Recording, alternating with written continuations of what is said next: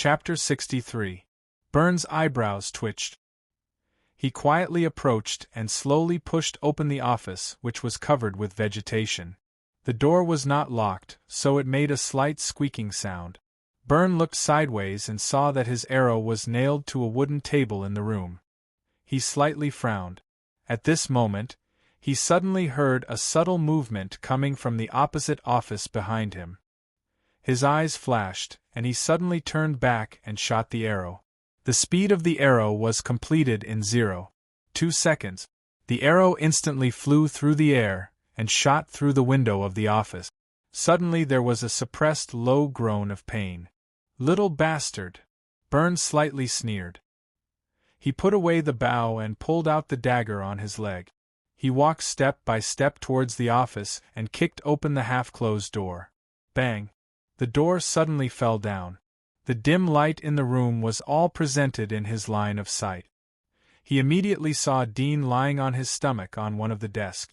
The arrow seemed to have penetrated the other side of his ribs and nailed him to the table.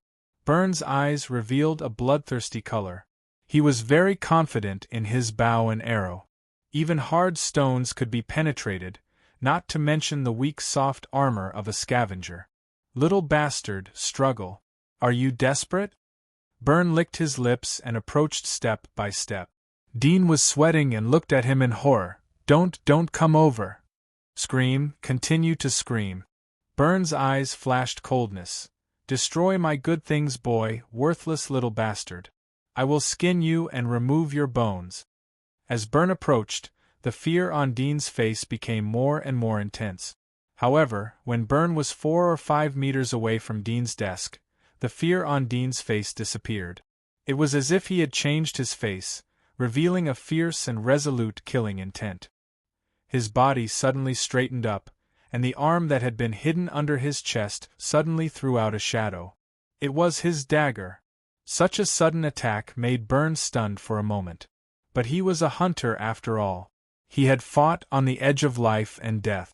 So he instinctively raised his dagger and parried the dagger that was shooting straight towards him. Ding! Ding! At this time, Burn saw that his bow and arrow did not hit Dean, but was nailed to the wooden table. Previously, Dean deliberately clamped the arrow under his armpit, creating a dislocation effect, which made him mistakenly think that he had shot Dean. "Little bastard!" Burn was completely angry. He was enraged by Dean's attack, but he was also angry that he fell into a scavenger's trap. He ferociously said, "I will twist your head, squeeze your eyeballs, damn little bastard." His body rushed out as fast as a leopard. In the blink of an eye, he closed the distance of 4 or 5 meters. However, Dean did not panic. When he threw the dagger, he also picked up the keyboard, the LCD screen, the glass, the picture frame, and the withered flower pot on the table and threw them at Burn. Although these things would not cause any harm, but they could stop the opponent. Burn knew Dudien's intention. He was humiliated by Dudien's previous scheme, so how could he let Dudien do as he pleased? He raised his hand and knocked the things that were thrown at his face. As for the other cups and flower pots, he didn't even look at them. He let them hit his body. With the hardness of his soft armor, even if he was hit by a stone it wouldn't cause any damage. While ignoring these things, he quickly caught up to Dudien. At this time, Dean threw a mass of cloth in vain. This cloth was on the table, but now it was thrown along with other things. It seemed that he had grabbed it in a hurry. The moment he threw it, Dean could not help but look back. Bam! Burn kicked the ball of cloth and sneered. "Little devil, do you think I will suffer twice? Everything else is covered with dust and moss seeds, but your cloth has traces of being turned over. Is there something hidden inside?" Burn's eyes lit up as he sneered. "Little devil, do you think I will suffer twice?" Dean's pupils shrank. He had underestimated the horror of hunters. Their strong physique was only one of their means. What was really terrible was their rich combat experience. Perhaps they had already exhausted many of the traps they had set when hunting monsters. "I underestimated you." Dean slightly gasped and stared at him coldly. Burn sneered. You can't kill a hunter with your tricks. Since you let the other 3 little bastards escape, you will replace them to bear my anger." Dean also sneered. "You also underestimated me, idiot?" Then he suddenly squatted down. Byrne was startled. He caught a glimpse of a metal machine under the table next to him. There seemed to be a faint flame coming out. The next moment, the flame expanded and swallowed him. Boom! There was a loud noise as if the whole room was shaking. The lights on the ceiling were shaken and fell down. Although Dean had dodged in time and was behind a desk, but at the moment of the explosion, he felt like his whole body was flying. Then he fiercely hit a bumpy hard object. The hard object was quickly broken. He fell deeply to the ground. The pain spread from his arms, ribs, abdomen and other parts of his body. He clenched his teeth. He felt his ears were buzzing and his head was bursting with dizziness. He tried his best to open his eyes. In his line of sight, under the turbid light, there were layers of double images in the office, and they kept spinning and shaking. He gritted his teeth, raised his hand and slapped his face. After 2 or 3 continuous slaps, he felt that his vision gradually recovered. He quickly struggled to sit up and looked up at the place where the explosion had happened. It was the place where he had been lying. The previous movement was not simply to lure the hunter in, but to hide the ignited explosives in the computer under the desk. Using the fire sickle to ignite the cloth burned the coarse paper on the outside of the black gunpowder tube. The pulp of the coarse paper was simply filtered.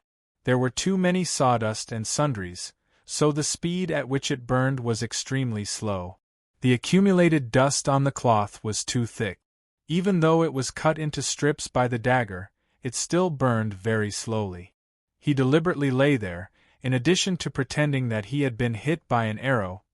His real purpose was to cover the gunpowder underneath. After all, this tube of black gunpowder was extremely large. Although the lethality was great, it was very difficult to blow up a hunter who was extremely vigilant. So he had to take the risk. If the cloth burned faster than he expected, he would be the first to be killed. If the burning process was extinguished, he would be killed by the opponent. This was a dead end in a hopeless situation. He could only go all out and gamble. Dean felt tired. He leaned against the wall and gasped for breath. At the same time, he grabbed the cloth bundle that was kicked to the wall. He untied the knot. Inside the bundle were dozens of dark blue balls. There was a trace of a smile on his face. But the next moment, his body suddenly froze.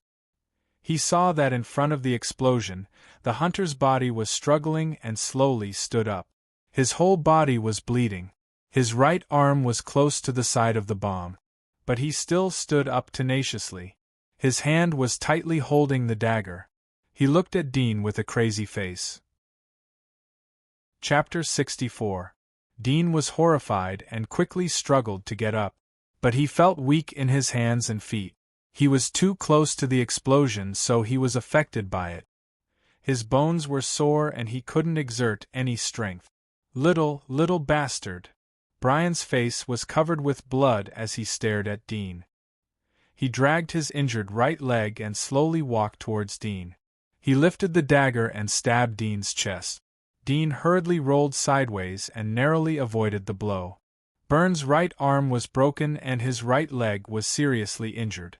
His body was out of balance and fell to the place where Dean was sitting. He struggled to get up again, but he couldn't support his body with one hand. Finally, he fell to the ground. His bloody face revealed a strong, crazy hatred. He held the dagger and crawled towards Dean. Dean was relieved to see that Byrne didn't have the strength to stand up again. It seemed that although the explosion didn't kill him, but he was seriously injured. He quickly grabbed the things at hand, such as the fallen flower pots, water bottles, and wheelchairs, and threw them at Byrne's head. Byrne's head wasn't protected by the black armor. If it was an ordinary time, he would feel a little pain. But at this moment, the right side of his face was injured. When the flower pots and chairs fell on his body, the muscles of his body twitched. Byrne roared and waved the dagger, but he couldn't reach Dean's feet. He roared and waved the dagger, but he couldn't reach Dean's feet. Dean didn't dare to get too close. He was worried that Byrne would suddenly pounce on him. Suddenly he remembered that he threw the dagger. Although the blade was twisted, but the tip was still sharp. He immediately ran to the place where Byrne was. He found the dagger and looked back. Byrne had already crawled over. Dean was about to assassinate Byrne, but he saw Byrne's ferocious eyes. Byrne's eyes were filled with a threatening chill. He was like a beast that could counterattack at any time. Dean hesitated. The floor of the room trembled. Bang! The place under Byrne's body, which was the location of the previous explosion, suddenly sank down. The ground within a few meters of the explosion collapsed. The floor and Byrne fell to the third floor. There was an office on the third floor and several desks were crushed. Byrne, who was lying on the floor, was in pain. He gritted his teeth and crawled up. At this moment, the ground under his body shook again and then collapsed again. He fell to the second floor. Byrne, who had just crawled up, heavily hit the floor and stopped moving. Dean couldn't help but be startled. He came to the edge of the collapse and looked down. The hunter was completely motionless. Blood slowly flowed out from his right arm and stained the floor under his body. Dean breathed a sigh of relief. He felt as if his whole body had collapsed. He immediately retreated a few steps and came to the corridor. He sat down and leaned against the wall to rest. This building was really made of tofu dregs. After 300 years of corrosion, the level of explosion had shaken the floors of the lower two floors. It was estimated that if the firepower was bigger, the whole building would be blown up. After resting for a while, Dean felt that his physical strength had recovered a little. He went back to the office, grabbed the dark blue ball and left. When he returned to the second floor, Dean suddenly thought that if other scavengers found this place, they would most likely report it to the consortium and lead to the investigation of other hunters. His eyes were cold. He picked up his dagger and went to the office. He saw the hunter was still lying on the floor. The blood flowing out of his body was almost dry. He took out his scythe and rummaged through the office. He soon found a lot of scattered white papers. He immediately threw these papers on the hunter. Just as he squatted down and threw the papers on the hunter's back, an accident suddenly happened. The hunter, who should have been dead, suddenly turned over and stabbed the dagger in his hand toward Dean's chest. All of this was completely beyond Dean's expectation. He could not help but be stunned. He only felt that the dagger easily pierced his soft armor and stabbed into his chest. The first feeling was cold, and then he felt severe pain from his chest. He widened his eyes and looked at the hunter incredulously. The hunter was pretending to be dead, just to fight back when he approached? He had rested for a while, but during this time, the hunter was able to resist pretending to be dead. It was as if he had expected that Dean would inevitably come close. What kind of faith and endurance was this? Beast! Byrne slowly raised his head. His face was pale due to excessive blood loss, but his eyes revealed an incomparably crazy hatred. He gently smiled as if he was mocking himself. His hand that was holding the dagger loosened and fell down powerlessly. This time, he was really dead. But the dagger was inserted in Dean's chest. Dean covered the area around the dagger. The pain almost made his whole body tremble, and he could not stand steadily. His body fell down, and he looked down at his chest with difficulty. He felt that every movement of his body affected the muscles in his chest, and there was a tearing pain. "I can't die, I can't die." Dean kept repeating this thought in his mind. His consciousness gradually blurred, and his limbs seemed to be a little cold. He wanted to fall asleep, but his sister and parents' voices and smiles slowly emerged in his mind. He also seemed to hear his mother and sister's last words before the freezer was closed. "You have to live well, you have to live well, live well." He fiercely bit the tip of his tongue. His previously drowsy consciousness suddenly recovered a bit. He looked down and found that the dagger did not pierce into the heart. If it was pierced, he would die on the spot. Perhaps the hunter had lost too much blood, and his arm was weak, so he lost his aim. Seeing this, Dean's heart suddenly surged with a strong desire to survive. He gritted his teeth and pulled out the dark blue ball from his backpack. He stuck it on his chest through layers of cloth. While it absorbed heat, it could also stop the bleeding and pain. Dean slowly climbed up and came to the other side of the hunter. He opened the first aid bag hanging on his waist and pulled out an unused roll of white gauze, as well as some bottles and jars. Some were pills, some were powder. Dean found the alcohol in it. He trembled and ignited the flame with the fire sickle. He piled the prepared paper on the hunter's body. At the same time, he took off the soft armor on his upper body and exposed his body. Although the radiation in the air was high, it was not a big deal for a while. He held the alcohol in his mouth and spat it on the wound on his chest. Then, he gritted his teeth and slowly pulled out the dagger. The pain made him feel like his scalp was about to explode and his soul was trembling. He wanted to stop several times, but he still endured the pain and slowly pulled out the dagger. Blood suddenly gushed out, and bursts of exhaustion almost made him faint. He tightly wrapped the gauze around his chest. At this moment, he couldn't find a needle and thread, so it was impossible to suture the wound. The most important thing was to temporarily stop the bleeding. Soon, the white gauze in front of the wound was dyed red. Dean could only roll it layer by layer and tighten his body. Then he put on the soft armor and put the dark blue ball on his chest, hoping that the cold air could stop the bleeding as soon as possible. After doing this, Dean looked at the hunter's body burning in the flame and gradually turning into a charred corpse. A chill rose in his heart. These hunters were really not small characters. He had to be more careful when he encountered them in the future. He leaned against the wall to rest, and at the same time, he studied the bottles and jars in the first aid bag. What made him bitter was that these medicines were not labeled. He didn't dare to take them. After all, these medicines were for the hunter's physique.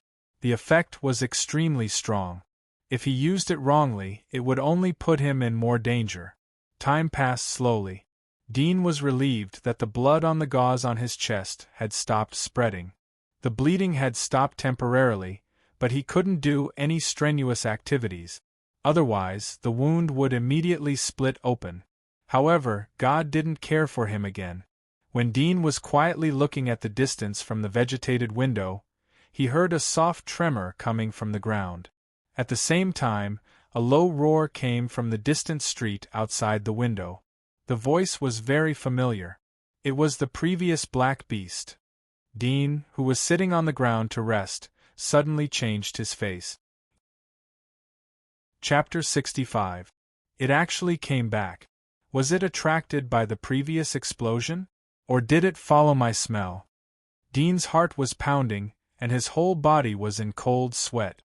He had used all his strength to deal with a hunter, but he was almost killed.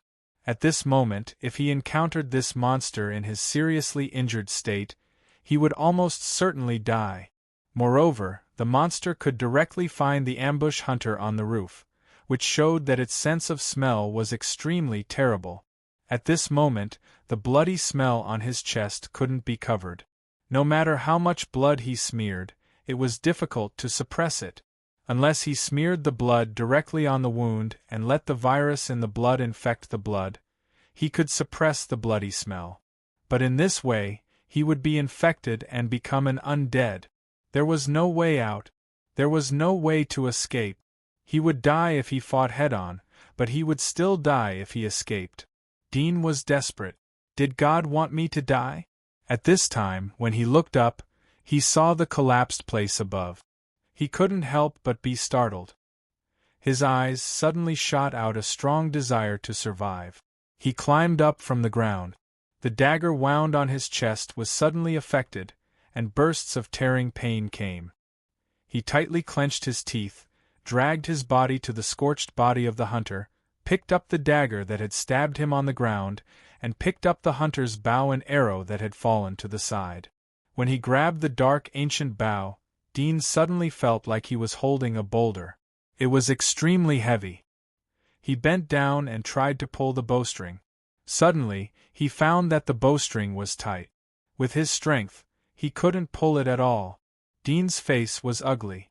The ambush and shooting plan that he had just thought of suddenly collapsed. Once again, he was faced with despair. At this time, he suddenly saw a thick arrow in the quiver. The tail of the arrow was connected to a rope. He was startled for a moment, and suddenly his eyes lit up. He quickly pulled out the arrow and the coil of rope behind it. At this time, he heard the roar outside gradually approaching. The ground trembled, and the loud footsteps quickly approached in a straight line. Apparently, the place had been discovered. Dean's face slightly changed. He hurriedly turned and ran upstairs. As he ran, the wound on his chest suddenly split open. The wound that had just stopped bleeding suddenly oozed a lot of blood, staining the white gauze. Dean was lying on the stairs, feeling dizzy. He knew that it was caused by excessive blood loss. He felt that he would faint at any time. But thinking of the monster chasing behind him, he bit the tip of his tongue and sped up to the top of the building. When Dean ran to the 6th floor, he heard a loud sound of glass breaking. The sound transmission was very clear in the silent ruins. The source of the sound came from the 2nd floor. Dean's heart tightened, and he hurriedly crawled harder. When he came to the 7th floor, Dean felt that he was out of breath. He did not continue to go up. He inserted the dagger into his waist and carried the rope to the window at the edge of the building. He piled up several dusty desks together and wrapped the rope around the desk. Then he came to the window and stabbed the concrete floor with an arrow. The floor, which had long been puffy and rotten, was easily pierced by the sharp arrows. At this time, there was a burst of collapsing sound in the corridor. It was the sound of the stairs collapsing. Dean's face was ugly. He knew that the monster had chased him. But during this time, it seemed to stay on the 2nd floor for a while. Most likely, the hunter's body attracted its attention. Bang! Dean felt that the floor under his feet was slightly trembling. It seemed that the floor of the 6th floor was smashed. Obviously, with the monster's 5-meter-tall body, it could not squeeze up from the stairs, so it chose to smash the floor directly. Dean felt that the ceiling above his head was falling one after another. The tremor caused by the monster was fatal to the already crumbling building. He hurriedly grasped the rope and stared at the front. Bang! Suddenly, on the ground less than 2 meters in front of his feet, a giant black claw suddenly broke out of the ground. The claw was waving and almost stabbed Dean. Dean was shocked. He saw that at the same time the giant claw stabbed out, the floor 5 meters in front of him was smashed. A huge hideous head with sharp fangs and dark red eyes bigger than a fist was staring at him. It roared and rushed toward him. Dean hurriedly jumped out of the window behind him. His body fell rapidly. Dean tightly grasped the rope, which was his only lifeline. Looking up, he saw that the monster had climbed to the 7th floor. Its huge body was squeezed in the narrow space of the 7th floor. It looked down at him and roared in vain as it jumped toward him. Dean was scared out of his wits. He hurriedly grabbed the platform under the glass window in front of him. However, at this moment, he had fallen to the 3rd floor, which was equivalent to falling 4 floors. Without any unloading force and buffer, his arm directly grabbed the platform. Suddenly, he felt like his body and arm were torn apart. The severe pain and heavy falling force made his fingers unable to hold tightly and immediately slipped down. Dean almost cried in pain. The panic in his heart made him hurriedly reach out again. With the previous buffer from the 3rd floor, this time he hit the window on the 2nd floor and immediately stabilized his body. Dean did not dare to raise his head. He hurriedly smashed the glass with his head and quickly climbed in. Almost at the moment when he climbed in, a strong wind rolled from behind, and at the same time, a cracking sound was heard. Dean hurriedly looked back and was horrified to see that the window he had previously grabbed had a huge gap in the wall. Looking down, he saw that the black monster had smashed on the ground floor. Its body was also pressed by a few half-meter-high stones and fine glass debris. Dean was relieved. Fortunately, the wall was not strong enough to bear its weight. At this time, a hideous low roar came from downstairs again. Dean was shocked to see that the black monster had climbed up again and fell from the 7th floor. Unexpectedly, it did not fall to its death. Dean's face was pale. Half of it was scared, and the other half was caused by excessive blood loss. He wanted to turn around and run, but suddenly remembered that the stairs had collapsed due to the previous tremor. At this moment, he saw that the monster had climbed up and seemed to want to jump in one breath. Time seemed to be pressing for his life. He suddenly grabbed the rope outside and kept climbing up along the rope. While he was climbing, the monster suddenly jumped up. Its sharp claws deeply grasped the wall beside the building, and it roared angrily at Dean above. Dean looked down and immediately saw the open bloody mouth and the long sharp tongue. His heart was cold, and he climbed faster and faster. At the same time, the tearing pain from the wound on his chest was getting heavier and heavier. Blood had already dyed his chest red. Soon, Dean climbed to the 4th floor, and the black behemoth once again jumped up. Dean was so scared that he hurriedly jumped into the window of the 4th floor and rolled in. Ignoring the severe pain in his body, he covered his chest and hurriedly ran to the other side of the 4th floor. At the same time, the giant beast jumped to the outside of the wall of the 4th floor. Its claws were deeply embedded in the wall, but it did not fall down. The rope that Dean had previously climbed was swept by its giant claws and was immediately embedded in the gap of its claws. Looking at the direction where Dean ran, it roared and climbed up to the 4th floor. However, there was a 6 or 7 meters wide hole in the middle of the room. Only the edge of the room could barely be walked. With its size, it could only crawl with its body down. There was no way to catch up. However, its strong desire for blood obviously wouldn't let it give up its prey just like that. It roared and jumped out of the hole, its claws digging deep into the corridor outside the office opposite the hole. The corridor couldn't bear its weight and immediately collapsed, bringing its body down with it. Hearing the huge movement behind him, Dean did not dare to stay. He ran to the other side and continued to climb up. Chapter 66. Dean climbed to the 5th floor and heard the violent movement coming from below. He knew that the giant beast was still chasing him. He took a slight breath and continued to climb up. At this moment, the ground behind him suddenly cracked open. The head and claws of the giant beast stretched out and clung to the edge of the wall. It was the backbone of the building, made of steel and concrete. Even though it had decayed, it was much stronger than the other parts of the building. The giant beast climbed up and chased after Dean. Dean's face changed and hurriedly ran around the floor. The giant beast roared and rushed from behind. The walls were knocked down and the ground cracked. It approached at an amazing speed. Dean's hair stood up. For a moment, he could not feel the pain from his chest. He ran along the corridor to the other side of the building.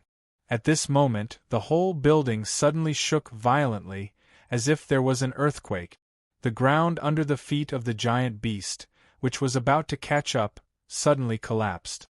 The giant beast, which was only 4 or 5 meters away from Dean, hurriedly grabbed the edge of the collapse. But its claws sank deep into the floor, and more places collapsed together with it, falling to the bottom. At the same time, Dean suddenly felt that the whole world was tilting. He looked at the slanted streets and other buildings outside. His pupils contracted. The building he was in was collapsing.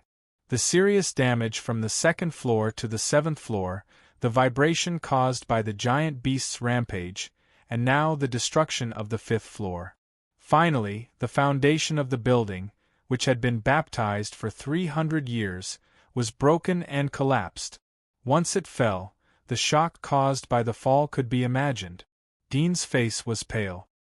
He hurriedly turned and ran toward the tilted side. If he was at the bottom of the tilted side, he would be buried alive or directly killed. There was no chance of survival. The originally flat floor was tilted almost vertically. Dean climbed all the way with the help of the wall and the dagger in his hand. It was like climbing a steep rock wall. Fortunately, he was aware of it in time.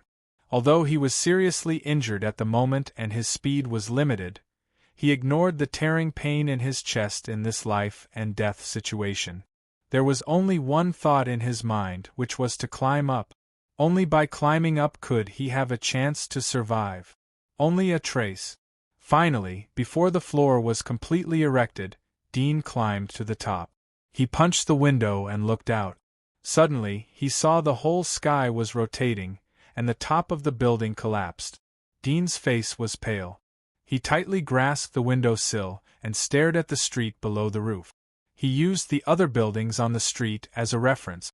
The next moment, a vibrating force seemed to pass through his arm that was holding onto the windowsill. At the same time, he roared and used all his strength to jump from the windowsill. At that moment, he felt like he was flying. Then, in the next moment, his ears were shrouded by a loud roar. Countless clouds of dust rolled up. Dean's body, which had jumped high, followed the Earth's gravity and fell heavily, rolling outside the collapsed building. Rolling all the way down, he seemed to have crashed into countless hard rocks along the way. The violent collisions made him feel as if his body was falling apart. His head fiercely knocked against a heavy object, and he immediately lost consciousness. Dean didn't know how much time had passed, but he found it difficult to breathe, and his consciousness struggled to wake up. The first thing he saw when he opened his eyes was darkness. He was startled. "I'm not dead?" The next moment, the pain from his whole body made him fully awake. He could not help but slightly gasp in pain. He only felt that his back was against a hard thing. He stretched out his hand to support himself. He moved his body a little, and the wounds on his body suddenly tore. Dean's mouth twitched. He did not dare to move his body again. He looked up at the surroundings. There was a faint and turbid light coming from the top of his head. He looked up and vaguely seemed to be able to see the gray sky. He was relieved. When his strength recovered a little, he would be able to climb out. Suddenly, he felt a burning hunger in his stomach. He suddenly remembered that his backpack was lost in the previous chase. His heart secretly sighed, and at the same time, he was full of hatred for the hunter. However, filling his stomach was the key. He had not eaten anything since he came out of the giant wall. Last night, he was running for his life all day. Later, he fainted. He didn't know how long he was unconscious, but he remembered that it was dusk at that time. Now he could see the light, indicating that it was daytime. The most ideal situation was that he was only unconscious for one night. Dean's palm gently groped around, trying to find some clothes or other things. At the moment he was so hungry that he could swallow even a belt or a weed. After a while, he felt some metal and broken metal pipe. He seemed to be sitting on a metal block. He smiled bitterly. He only hoped that the building collapse would attract Macon or Scott. However, whether Scott was alive or not was a problem. Thinking of this, he suddenly thought, such a violent sound, what if it attracted the undead? He immediately dispelled the idea of calling for help. If he did not wait for the rescue, but attracted a group of undead, then he would be completely finished. At this time, he suddenly felt some sticky liquid flowing toward his body. He could not help but be surprised. The water source in the building should have dried up. Was it the rain water that penetrated from the ground outside? There was a bit of hunger in his heart. Even if it was radiation rain, he wanted to drink a little bit. As long as it could relieve the burning hunger in his stomach, he felt that he was even willing to take a bite of the undead's body. He slightly moved his arms, trying not to use strength, so as not to affect the wounds all over his body. He slowly picked up a little bit and put it in his mouth. When he was about to drink, he suddenly smelled a strong smell of blood. Is it blood? Dean was startled for a moment. At this moment, there was a slight movement in the darkness in front of him. Dean's pupils shrank. Is it roar? As if to confirm his guess, there was a sudden roar in the darkness. Several stones were smashed and flew over. A strong smell of blood came, and a ferocious roar came from 4 or 5 meters in front of him. Black behemoth. Dean felt that his heart almost stopped. It was not dead? He gritted his teeth, his palms on the ground, and moved his body. Every time he moved a little, his whole body sent a tearing pain. His forehead was full of cold sweat, but he still tightly clenched his teeth and moved back inch by inch. After moving 7 or 8 times, he only moved a distance of 2 or 3 meters, and he was so tired that he was about to collapse. At this time, he suddenly found that the roar in the darkness in front of him, although still roaring, did not come closer. It seemed to stay in that position. Dean was startled, some doubts, and suddenly thought of a possibility.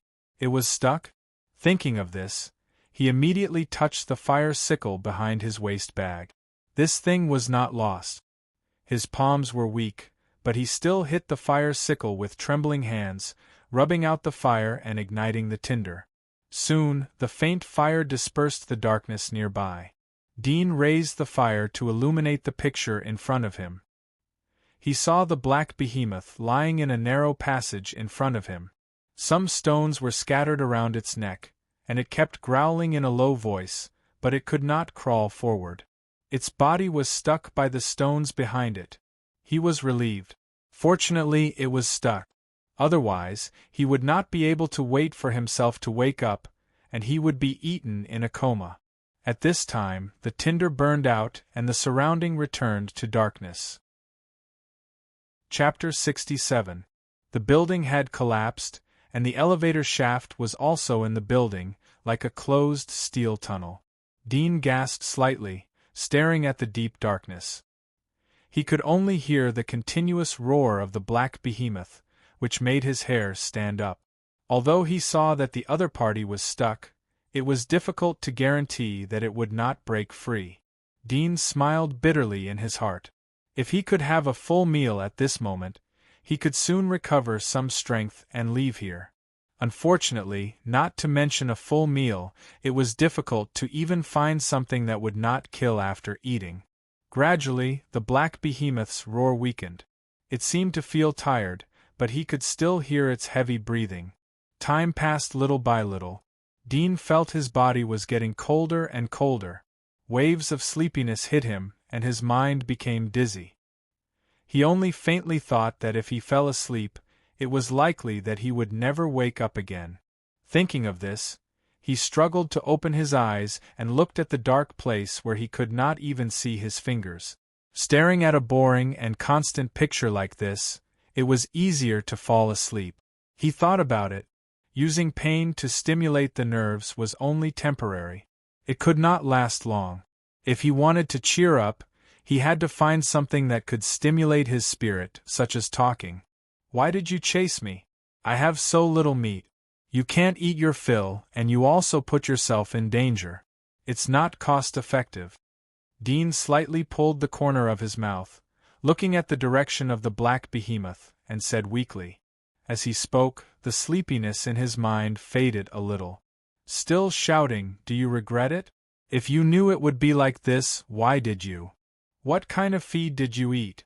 Did you rely on radiation and viruses to grow up so big? What kind of species are you? What zodiac sign are you?" Dean said one sentence at a time. Although it was all nonsense, he could not help but laugh at himself when he thought that he had fallen into this situation. He was trapped in this dark place, and could only talk to this monster who did not know human language. This laugh suddenly made him feel a lot better. At this time, he found that the blood in the wounds on his body had already dried up, and the dried blood had sealed the wounds and stopped the blood loss. A bit of desire to survive suddenly surged in his heart. He raised his hand and patted his face. He raised his spirit and slowly moved his body toward a pile of stones 5 or 6 meters away. There was a hole above the pile of stones. It was this stone that smashed the elevator shaft and let him fall in. "I need to find food first, or I'll starve to death," Dean felt that he was very hungry. If it was a normal starvation for 1 or 2 days, he wouldn't be affected at all. But after coming to the giant wall, the continuous fighting and the escape, his physical strength was completely overdrawn. Now he had lost too much blood and his body was full of injuries. The heat was dissipating very quickly. If he didn't eat something to supplement, he wouldn't be able to get out of here. There are more than 10 floors up ahead, and only a few floors down. Dean looked at the direction of the black behemoth. Apparently, it was located on the lower floor of the building. In order to save physical strength, he could only leave from its direction. However, with it blocking the elevator shaft, Dean could only climb out from the hole above. Although there was an open elevator door not far away from him, the elevator door was facing downwards. Once he stepped out, he would fall straight down. After making up his mind, Dean gritted his teeth and crawled toward the pile of broken stones. The wounds all over his body ached as he crawled, and many of them burst open. He gently inhaled the cool air, but did not stop. He still insisted on climbing. He knew that if he continued to stay here, his spirit would eventually wither, and he could only wait for death. Soon, he climbed out of the elevator shaft on the stones. The muddy light sprinkled outside the elevator shaft. The dust in the air was fluttering. The walls and windows were all broken and riddled with holes. Dean looked in the direction of the black behemoth, and suddenly saw a large pile of concrete stones. There were twisted steel bars beside the stones. He was relieved. With these stones, the black behemoth wouldn't be able to climb out for a while. He dragged his body toward the pile of stones. Both sides of the elevator shaft were suspended. Once he stepped on the empty space, he would fall down. He had to be glad that he rolled down in a good position. If he rolled down directly, he would fall to his death. Half an hour later, Dean finally climbed out of the rubble at the bottom of the building and came to the ground. Looking back at the collapsed building, he still felt a lingering fear. He hid behind the stones and looked around. He didn't see any trace of the undeads. His heart was relieved. He thought that these undeads should have been attracted by the sound of the collapse, but they didn't sense him, so they gradually dispersed. Previously, inside the soft armor on his chest, there was a dark blue ball wrapped in layers to help him relieve the pain from the dagger wound on his chest. It caused his body temperature to be extremely low during the period of lethargy, so he avoided the detection of those undeads. But at this moment, the dark blue ball had already been taken out and thrown into his waist bag. Looking at the movement on the street, Dean quietly touched the front of a nearby shop. The outside of the shop was covered with vegetation and moss. Dean's eyes fell on these vegetation. He used the dagger on his waist to cut the vegetation.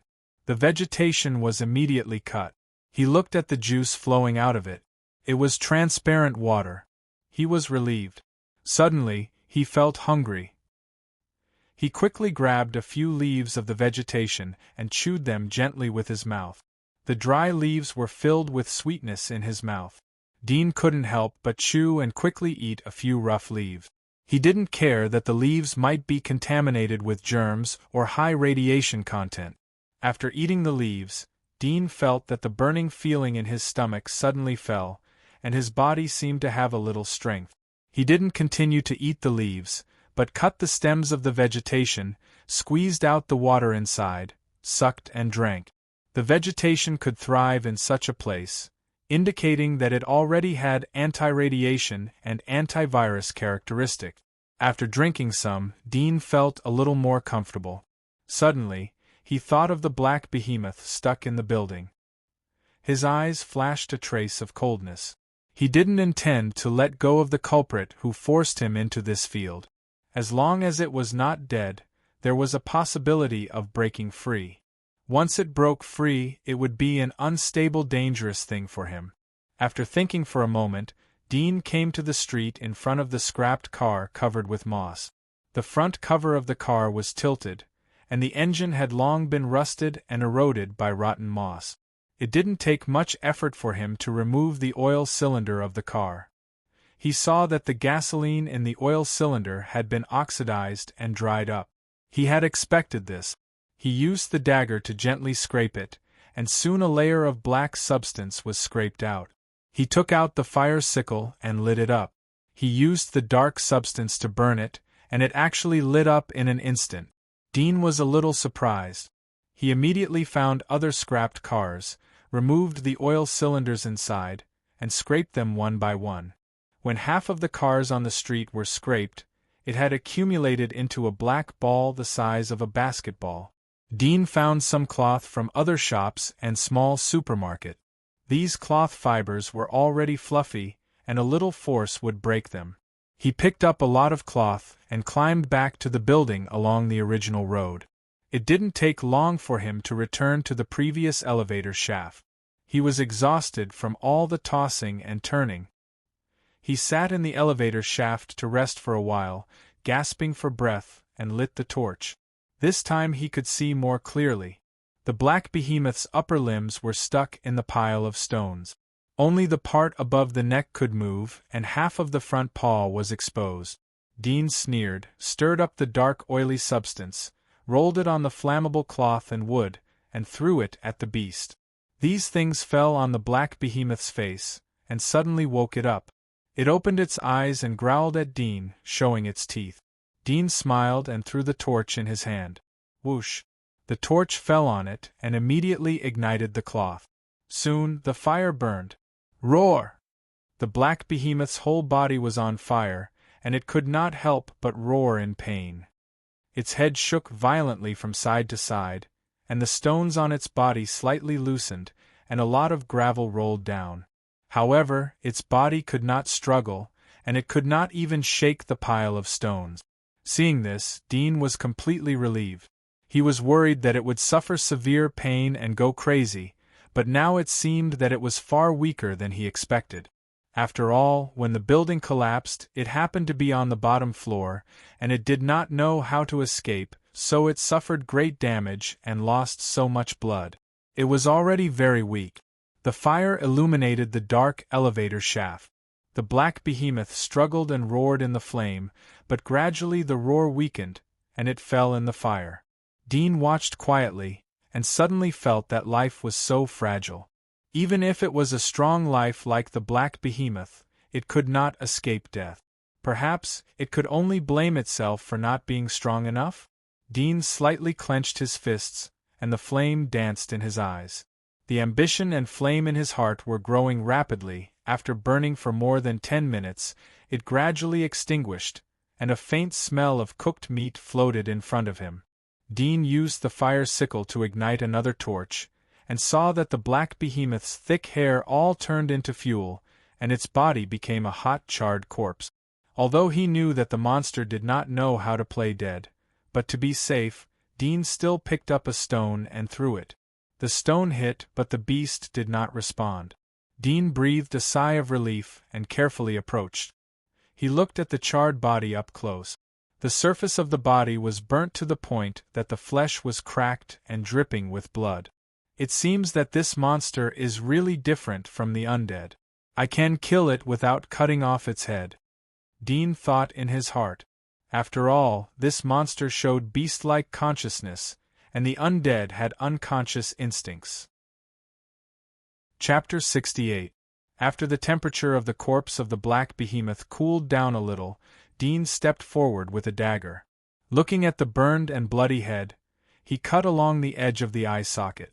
His technique was a bit rusty, but the dagger was extremely sharp. After a lot of effort, he finally cut the head of the behemoth before he fell down. The head was warm brain tissue, exuding a strange fishy smell, which made people feel nauseous. Dean endured the strange smell and raised his strength to turn over the brain tissue. Suddenly, the dagger touched a hard object. He was startled and quickly opened the brain tissue. It was just a piece of intracranial bone. He could not help but be disappointed, and then continued to fiddle with it. Soon, the whole brain tissue in the huge head was turned over, but still did not see anything suspicious. It seems that it is really different from the undead. Dean smiled bitterly.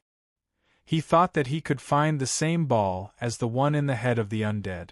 Maybe it would be useful, but it seemed that he thought too much. He shook the blood stains on the dagger, took a few steps back, and sat down in the elevator shaft next to him. He felt his hands were sore, and his physical strength was exhausted. He could only temporarily rest in the same room with the monster's burnt corpse. Fortunately, although the smell of the burnt corpse was fishy, it did not feel too uncomfortable after a long time. Dean rested against the wall, and suddenly felt a little numb in his palm. He raised his palm and looked at it. The numb feeling came from the wound on the back of his hand. This was the wound that was scratched by the stones when he rolled down. There were such wounds everywhere on his body.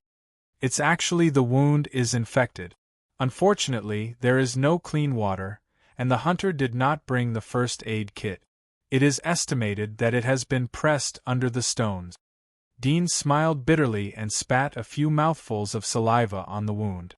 The saliva could disinfect, and he hoped that it would have a little effect. He leaned against the elevator shaft, closed his eyes to rest, and tried to restore his physical strength as soon as possible so that he could search for food. However, soon he felt that not only the wound on his palm was infected, but other parts of his body also had a burst of numb feeling, and this numb feeling was getting stronger and stronger, and gradually turned into a sharp sting. Dean could not help but open his eyes, and his heart was a little nervous. In this wilderness, being infected was tantamount to death. He quickly lit the spare torch that he had previously extinguished. When the fire shone on his body, he suddenly saw his right hand, and could not help but be shocked. His right hand was swollen to the size of his thigh, and he couldn't feel anything at all. Moreover, the wound on the back of his hand was continuously oozing yellowish-white pus. In addition, he felt that the other parts of his body that were slightly stinging were also slightly swollen. His thighs, chest, left hand, shoulder, and even his face had bursts of stinging pain. Although he did not have a mirror, he did not need to look to know that his face was probably swollen in an extremely strange way. Bacterial infection. Dean's scalp tingled. He was flustered. The symptoms were terrible. In just a moment, his body had become like this. He couldn't help but look at the corpse of the black behemoth. Did the germs come from it? However, he was very careful when he dissected it. He did not touch its brain tissue with his limbs. Suddenly, Dean thought of something. He looked down at his buttocks and saw a thick layer of blood flowing in the elevator shaft. It was the blood of the black behemoth. Could it be the germs in the blood? But my soft armor isolated it, and my body didn't come into contact with this blood. Dean didn't dare to continue sitting here. He hurriedly stood up, but his legs were numb and didn't listen to him. At the same time, the tingling feeling was getting heavier and heavier from all parts of his body. He tightly clenched his teeth, dragged his body out, and stopped when he came to the hole made by the stone. The blood of the giant beast did not flow here. He leaned against the rock and panted slightly. He looked down at his lower body and suddenly saw that there was a scratch on the soft armor behind his buttock. The blood that flowed to his lower body had most likely seeped in from this scratch and infected his body. It was like a leech sucking blood, so he did not notice it at all. He did not even feel that his skin had touched the blood. Dean's face was pale, and there was a trace of regret in his heart. If he didn't come back to kill the monster, maybe he wouldn't be infected. I didn't expect that after escaping from the hunters and the giant beast's attack, in the end, I still couldn't escape the retribution of heaven. Dean's heart was bitter. He thought of the saying, where it is possible to forgive, forgive. Perhaps if he didn't come back, the giant beast would also starve to death here. Now it had fallen to the point of being buried with the monster. Dean leaned against the stone. The sharp tingling of his whole body had made his body tremble, and he had no strength to climb up again. He only pinned his last hope in his heart that the germs would not kill him. But contrary to his wishes, in addition to the tingling, He felt that his consciousness was getting more and more blurred. He raised his left hand and touched his forehead. He suddenly felt hot, and his heart could not help but despair. However, at the moment when he was about to pass out, he suddenly remembered that the dark blue ball on his body could absorb heat. He immediately raised his left hand, took out the dark blue ball from his waist bag, and put it on his forehead. A cold feeling immediately came, making his muddy thoughts a little clearer. He looked up, but felt that his eyelids were extremely heavy. The dark elevator shaft in front of him was even more blurred. Suddenly, he felt a slight movement in the soft armor on his chest, as if something was struggling there. He could not help but look down, struggled to lift his left hand, and slightly opened the soft armor. In his blurred vision, he suddenly saw a small earthworm-like blood-red worm arching in the gauze wound on his chest. The front half of its body seemed to have drilled into the gauze, and the back half was still struggling. Worm. Dean was at a loss. He raised his hand and wanted to grab it, but the burning feeling in his brain made him completely unable to lift the slightest bit of strength. He slowly closed his eyes, and the last thing he saw was the worm outside the gauze on his chest. It seemed that the worm had finally broken through the obstruction and drilled into his chest. With a plop, Dean fell to the ground and fainted. After he fainted, his palm was still holding the dark blue ball. However, the cold ball gradually melted in his palm, turning into a light blue transparent liquid, and penetrated into the wound on his palm, as if it were countless living creatures. In the darkness, time passed quickly. When Dean regained consciousness again, he was awakened by hunger. He opened his eyes in a daze, but saw the familiar scene in the elevator shaft. He could not help but be stunned. He did not die. He suddenly thought of the high fever before he fainted, and quickly touched his head. His body temperature was normal. At this time, he noticed that his swollen palm had returned to its original shape. Not only was the swelling reduced, but he also regained consciousness. He hurriedly sat up and looked at his whole body. There was no change in his body, but there were many small scratches on the dusty black soft armor. He subconsciously looked back at the black behemoth, only to see its charred body still stuck there, and its head was cut open. Dean was stunned. Was the previous body infection and high fever all a dream? Was it just a dream that he sat here tired and fell asleep after dissecting this monster? Chapter 69. It was so dark. How could he see? Dean patted his face.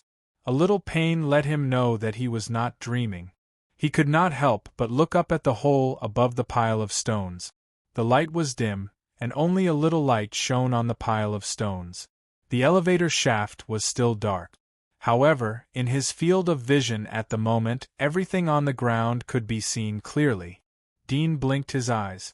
Suddenly, he thought of the blood-colored worm he saw before he fainted. Suddenly, his hair stood up.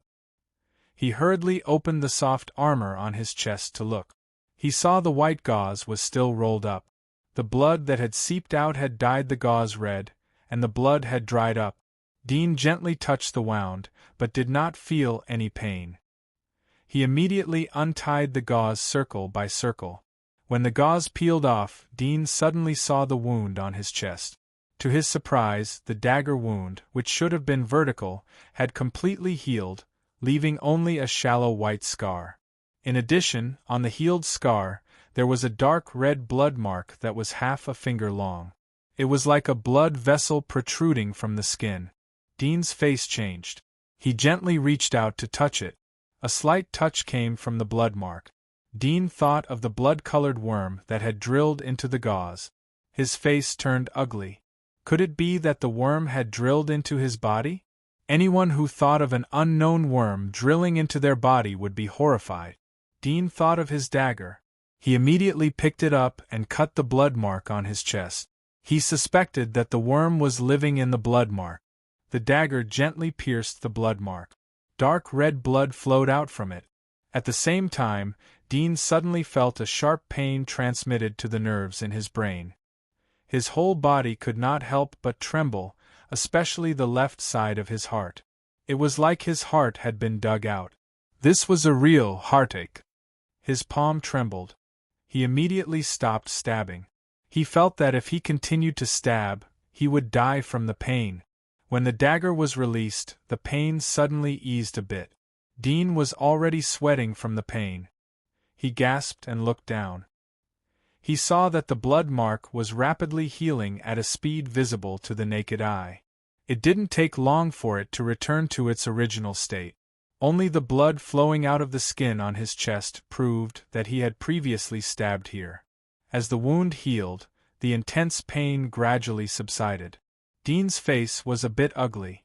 Could it be that the insect and his body had grown together?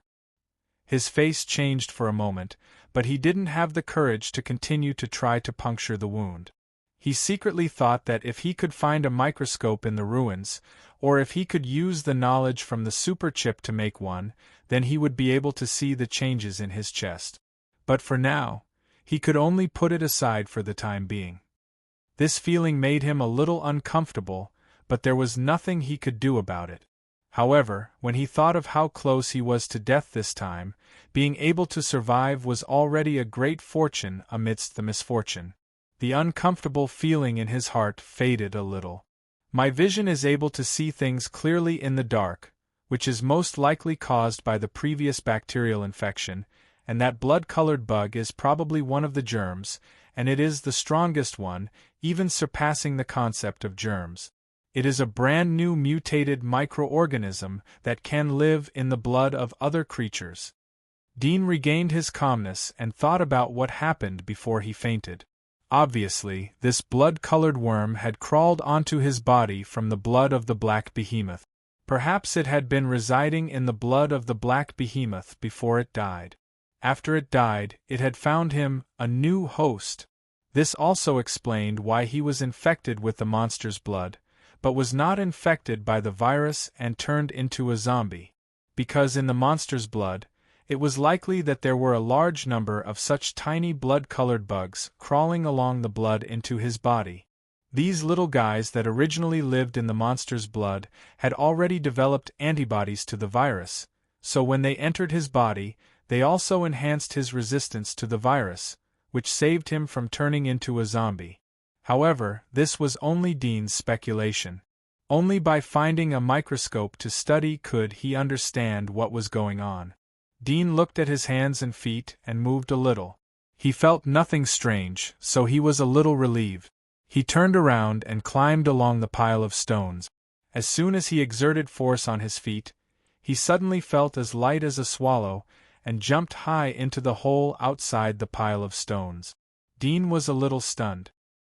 He looked at his hands and feet again, recalling the huge swollen appearance before. Suddenly, an idea came to him. He bent down to grab a half-meter big stone and gently hugged it with both hands. As expected, Dean threw the stone away and gently bounced in place. With a whoosh, he jumped 3 or 4 meters high. And this was under the condition that he did not use his full strength. It must be known that 3 or 4 meters high was not the position of the head, but the height of the soles of the feet, which had exceeded the physical strength of ordinary people by too much. Even people who had extreme training for decades may not be able to reach such an inhuman level. Sure enough, my strength and speed have all improved, and the improvement is not a little bit. Even my vision has evolved. I can see things in the dark, but the most significant change is in my sense of smell. Dean gently landed. Previously, he felt that the smell in the elevator shaft was somewhat unbearable, and now that he knew the changes in his body, he immediately closed his eyes. Suddenly, he only felt countless smells floating into his nose. In the dark picture with his eyes closed, he seemed to be able to see a group of things exuding a variety of smells, with his body as the center, spread everywhere. He could directly smell the source of the smell and judge the distance. Even if he closed his eyes, he could know the surrounding environment by the smell alone. Dean opened his eyes, and his heart was a little shocked. The improvement of his sense of smell was too terrifying, Just like a hound. The increase in my sense of smell isn't proportional to my physique at all. It's too much. The monster from before also had an extremely strong sense of smell. Could it be that when this blood-colored worm crawled into my body, it also brought some of its abilities into my body? Dean was startled, and could not help but feel excited. This sense of smell was like a super radar for him. He could smell any monster with strong smell in the distance. It could be said that this was a very strong perception and life-saving ability. With this super sense of smell, Dean's confidence in survival suddenly doubled. Now he believed that he could kill ordinary undeads head-on. Even if he encountered a monster as terrible as this black behemoth, he could sense it from a distance and avoid it in advance. At this time, Dean suddenly smelled his own sweat from the countless smells. It was emitted from the backpack, and the location was in the pile of stones at the bottom of the front, 26 meters away. He was happy, and immediately grabbed the broken wall and jumped to the bottom of the building. This was the original position of the second floor. At this moment, all the things in the office were piled up at the bottom. Dean jumped over. At this moment, his whole body had healed, but his stomach was still very hungry. There were dry food and water in the backpack, as well as the dark blue ball. Thinking of the ball, he suddenly remembered that he was still holding one in his hand. He could not help but be startled for a moment. He did not see it when he woke up. He looked at the ground at that time, and was sure that he would not remember it wrong. It did not fall on the ground. No more. Dean looked at his two hands, and suddenly saw that the palm of his left hand was sticky. Previously, he only cared about the blood on his chest, and did not notice this. He saw a layer of light yellow mucus on his palm, exuding a fishy smell. He was stunned, and suddenly remembered that before he passed out, his left hand was still holding the dark blue ball. How could the ball disappear? Chapter 70. Dean thought for a moment. It seemed that this was the only explanation. Could it be that the melted dark blue ball can be absorbed by the body? Is it the blood worm or the dark blue ball that strengthened my physique? Dean thought for a moment. Perhaps he would get the answer after he returned to the giant wall and asked the consortium's people. He jumped to the bottom of the building and moved away the piles of stones and other debris. With his current physical strength, these heavy stones were easily lifted. Following the smell, he soon found the backpack hidden under the stones. The dry food in the backpack was flattened, the drinking pot was crushed, and the water was drained. After Dean ate the dry food, the hunger in his abdomen subsided. His physical strength seemed to recover a bit. He followed the smell and found the dark blue ball that was scattered in another place. In addition, not far from the bag, he found the hunter's bow and arrow. Dean grabbed the black ancient bow. The previous heavy bow fell into his hand, but the weight was just right. He gently pulled the bowstring and immediately pulled out half a moon. He could not help but be happy. This bow and arrow was the hunter's weapon. Naturally, its lethality was not small. Although he could not bring it back to the giant wall, but at least he could secretly use it outside the giant wall. After packing up his things, Dean draped the bow and arrow in cloth and hung it on his back. Then he carried the backpack and left the collapsed building. I don't know where Mason and the others are.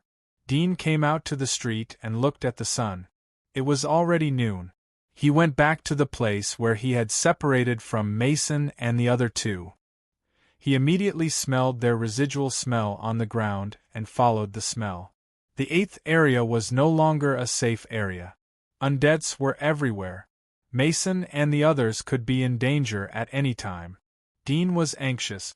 He followed the smell all the way. Suddenly, the smell disappeared in front of a street. Dean could not help but be surprised and then smiled wryly. Did the three brats use the method he taught them to eliminate the smell?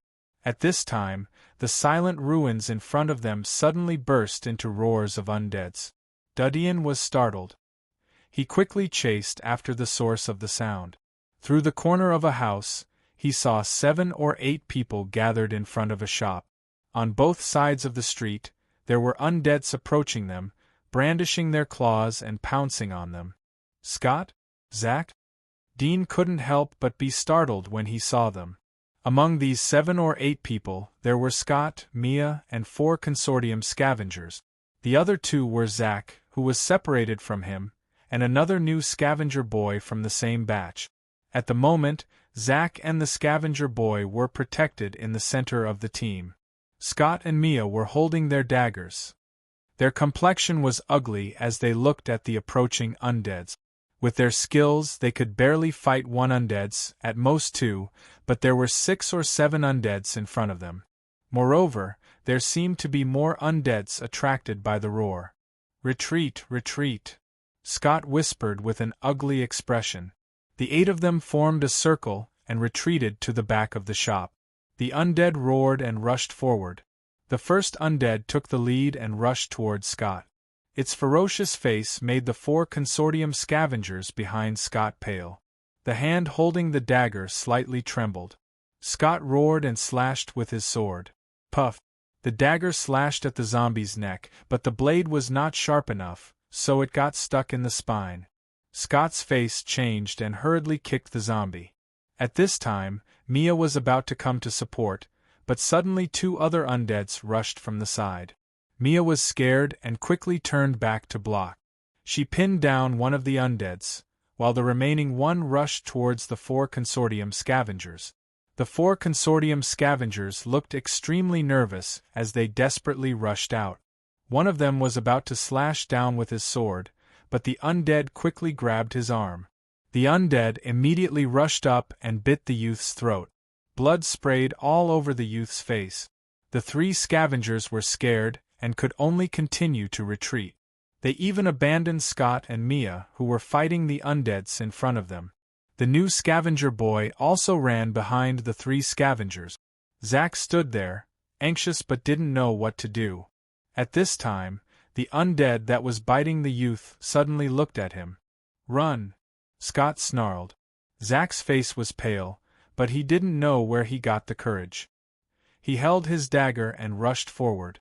When he was close to the undead, he suddenly rolled and kicked the undead's ankle. Puff! The undead suddenly tripped.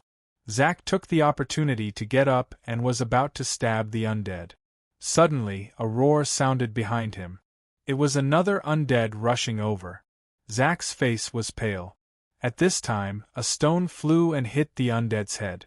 It fell to the ground and didn't move again. Scott, Mia, and Zack, who were fighting the undead, couldn't help but look at the source of the sound. They saw a figure quickly approaching. The figure caught up with an undead. When the undead heard the sound, the figure jumped and kicked its spine. The undead suddenly crawled forward. Its chest rubbed against the ground for 2 or 3 meters. Before it could struggle to get up, the figure quickly caught up and stepped on its back. With a fire axe in his hand, he chopped at its head. Puff! The undead's head was suddenly cut off. Scott, Mia, and Zack couldn't help but be shocked. The scavengers of the 3 consortiums and the new boy heard the noise and looked back. They couldn't help but be stunned. They saw that the person who killed the undead was Dean. As soon as he cut off the head of the undead, Dean quickly ran towards Zack. The moment the undead crawled up, Dean threw the axe in his hand. Puff! He chopped the back of the undead's neck and it fell to the ground. However, it didn't hurt the undead's head. It continued to struggle to get up. Dean took advantage of the time to catch up with the undead. He grabbed the axe handle and chopped. Bang! The undead's head fell, and the axe handle was broken. Dean lightly exhaled. Fortunately, he caught up. He didn't use the hunter's bow and arrow to avoid being exposed. When he saw that Zack and the others were surrounded, he immediately hid the hunter bow and arrow under the chassis of a nearby scrapped car. Then he grabbed the fire axe that he had taken from the building and rushed towards them. Unfortunately, the handle of the fire axe had decayed too much, so it broke in 2 strikes. Is it you?" Scott was horrified. In just 2 breaths, he killed 2 undead. What kind of method was this? "Be careful," Dean shouted as he grabbed the axe and swung it. Puff. The axe was like a metal brick. It hit the chest of the undead that was rushing towards Scott. It was knocked down, but it didn't cause any fatal injury. Scott came back to his senses and hurriedly stabbed with his dagger, nailing the undead to the ground. Dean said to Zack, "Go inside and hide." He turned around and rushed to Mia, grabbed the dagger of the young scavenger on the ground, and stabbed it at the undead's head. The undead's swift movements became clear in Dean's eyes. The dagger pierced through the jaw and penetrated the head of the undead. The undead's throat screamed twice and powerlessly fell down. Chapter 71. Puff, Puff. Dudian cooperated with Scott and Mia to quickly kill the undeads that were running towards them. Dudian said as he smelled the smell of the undeads moving in the distance, "We shouldn't stay here for a long time. We have to leave immediately." Scott knew that the fight would attract other undeads, so he didn't rest. He picked up the bag that was thrown in front of the shop. He took out a sheepskin scroll and opened it. Soon he found the current location. He put away the map and said to Dudian, "Come with me. The 8th region is no longer safe. We have to return to the 9th region." Dudian nodded slightly and raised his hand to call Zack to come over. Zack quickly ran over and said in a pleasantly surprised tone, "I knew you would survive." It seemed that he wanted to ask something, but when he saw Dudian blink his eyes, he suddenly woke up and stopped talking. His face was full of joy. The 3 consortium scavengers and the new boy, who were hiding in the shop, quickly followed Zack out. They looked at the bleeding youth on the ground. Their expressions were somewhat complicated and ugly. Mia noticed their eyes. She coldly snorted and said in a disgusted tone, "Cowards! When the undead bit his throat, you had the opportunity to kill it, but you ran away in fear. You're not as brave as a child, shameful." The child she was referring to was naturally Zack, who fought back at the end. The 3 scavengers were ashamed. They clenched their teeth and didn't dare to answer. The new boy who ran away with them bowed his head in fear. He secretly looked at Dudian. It seemed that he wanted to say something but didn't dare to open his mouth. Scott looked at them and sighed. He slightly shook his head and said to Dudian, "Let's go." Dudian nodded and glanced at the surrounding environment. He secretly remembered this place. When he had time, he would come back to get the bow and the dark blue ball. They followed Scott and quietly moved along the edge of the street. Along the way, Dudian fully felt the benefits of his sharp sense of smell. Whenever he smelled a large group of undeads, he would suggest Scott to take a detour. If he met 2 or 3 undeads, he would directly kill them. Scott didn't dare to look down on Dudian because of his age after seeing his extraordinary power. Therefore, Dudian suggested several detours and all of them were adopted by him. After half a day of traveling, everyone finally came out of the 8th district and returned to the 9th district that had been scavenged more than 10 times. After arriving at the 9th region, Scott and the others finally relaxed their tense nerves, but they didn't dare to linger near the border. They continued to move forward and went deeper into the heart of the 9th region. Only then did they completely relax. Along the way, the crowd did not encounter any more walking corpses, not even small monsters like the bone-biter rat. There was basically nothing left in the shops on both sides of the broken streets in District 9, except for the broken stones. "We're finally out." Scott heaved a sigh of relief. He didn't continue his journey anxiously. Instead, he found a clean place to sit down and rest. Mia put her bag on the side of the gravel. She curiously looked at Dudian. "You are a scavenger who has just joined the consortium. I heard that you are the seed of the consortium, so you have received 2 blessings. But how can you be so strong after only 2 blessings? Did you pick up any other treasures?" Scott and the other 3 consortium scavengers, as well as the new recruit, looked at Dudian. They were very curious about this question. Previously, in the 8th region, there were undeads around at any time. They were worried that their voices would attract undeads, so they refrained from talking. Perhaps there was another reason. They were worried that such a bold question would cause Dudian to be unhappy and abandon them in the 8th region. Dudian was prepared for it. I don't know the reason. I just fainted while escaping. After I woke up, I felt that my strength was much stronger than before. His words were half true and half false. Even if the consortium tracked him down, he would have a statement. Scott and Mia looked at each other in puzzlement. Suddenly, Mia thought of something. Her face slightly changed. You weren't bitten by an undead, right? The 3 consortium scavengers who were sitting next to Dudian were startled. They quickly got up and moved away from Dudian by 7 or 8 meters. Dudian was curious. If I was bitten by an undead, wouldn't I turn into an undead? Scott's expression was unsightly as he said, "You're right. However, the speed at which one turns into an undead varies according to their injuries. If you are bitten on the throat, chest, or other parts, then you will be infected immediately. If it is just a scratch on the skin, then the infection speed will be much slower. How long has it been since you woke up?" "Half a day.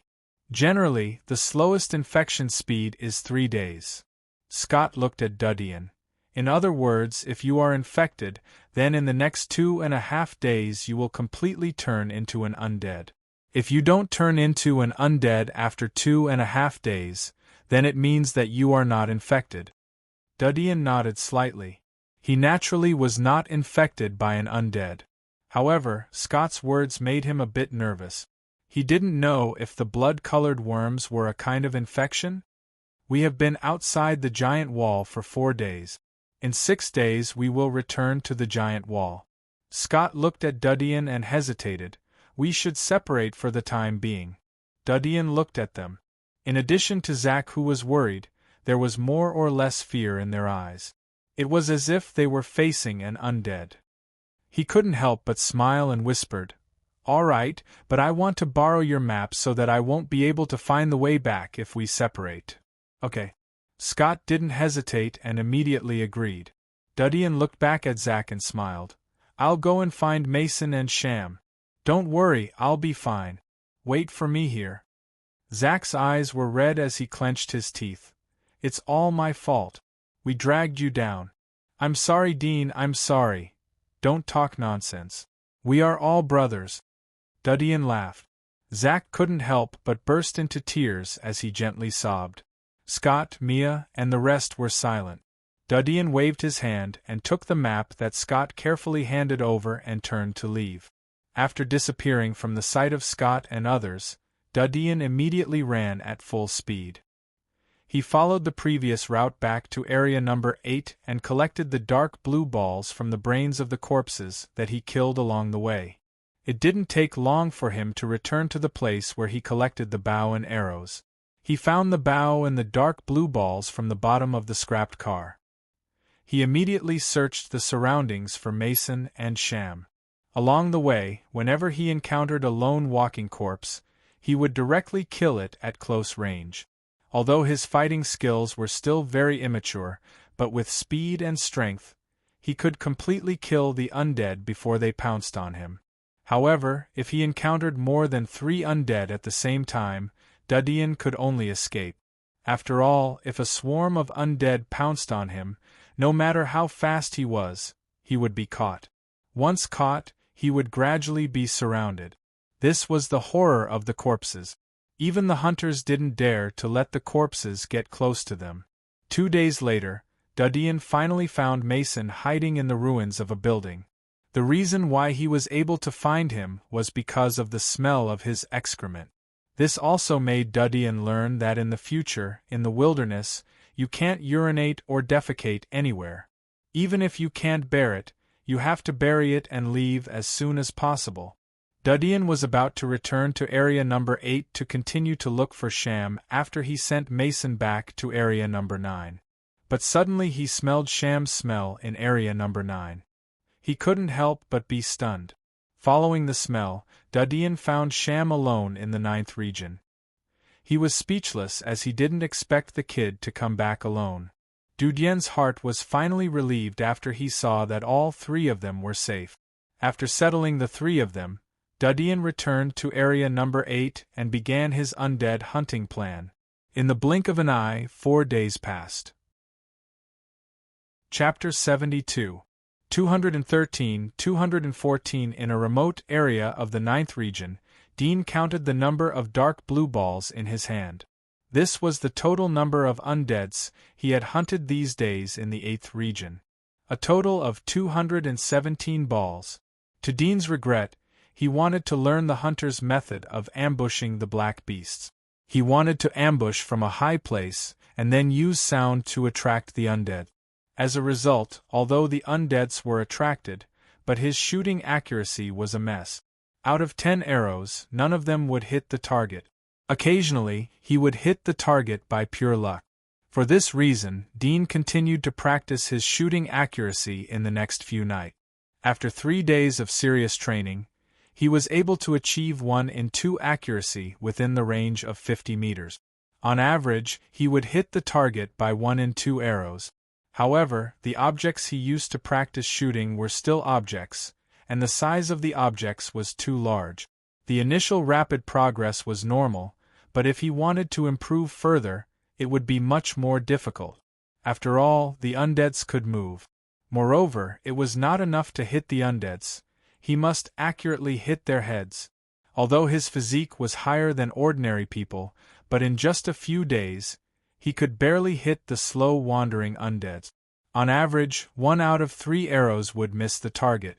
If he wanted to hit their heads, he had to rely on luck. This made Dean feel pain. If he could master the bow and arrow, he was confident that the number of undeads he could hunt would at least triple. Digging away the stones, Dean rolled the dark blue balls into the bag and hid them in the pile of stones. After all, if all these were brought back to the consortium, such a large number would cause a lot of fluctuations. Only 7 should be fine. By the way, I can see how much the consortium gave me. Dean secretly removed the bow and arrow in his hand and hid them in the pile of stones. In order not to attract attention, he deliberately went to the 9th region. After all, the 8th region had just been cleaned up. It was the consortium's main scavenging area. Hiding there would inevitably be exposure. After hiding the things, Dean turned around and carried a huge bag. He followed the direction of the map towards the giant wall at the edge of the 9th region. In the distance, the towering giant wall was faintly visible. It was not until this moment that Dean felt the charm of this giant wall. Even if it was a monster like the Black Behemoth, in front of such a towering giant wall, it was estimated that it was like a mayfly trying to shake a tree. It would be difficult to cause any movement. Dusk, in front of the giant wall. Scott looked at the sunset. He felt that the passage would soon open. He couldn't help but look at Mason and the other 2. You said that Dean is still alive. Why hasn't he come yet? The passage will only open for 10 minutes. If it closes, then he will have to wait until the next time it opens. Macon looked into the distance and became anxious. He knows the time, he shouldn't be delayed. Mia looked at Sham. You said you saw him 4 days ago? Are you sure? I'm very sure, Sham solemnly said. He had long heard about Dean from Zack's mouth, but he didn't believe that Dean would really become an undead. Mia looked at him. I hope you are not lying. It's not good for anyone. Suddenly, there was a slight tremor. Suddenly, the giant wall passage beside them slowly opened. The iron plate on the ground was propped up high like a steel mouth. A figure walked out of it. It was Peter. Peter came out and saw Scott and others outside the giant wall. He was startled. How come there are so few people? Scott was relieved to see him. But his face turned ugly. There are a lot of undeads in the area number 8. Most of them are migrating from other areas. He knew that it was impossible for the hunters to ignore so many undeads. Even if the hunters ignored them, he couldn't say it out loud. Undeads? Peter was startled. He suddenly thought of something and smiled. I heard from the boss that there was a monster riot in an area. I didn't expect it to be in the area number 8. You are really unlucky. His eyes swept and his face slightly changed. Where is Dean? He may be infected by the undeads. He can't come back. Scott hesitated for a moment, but still said his thoughts.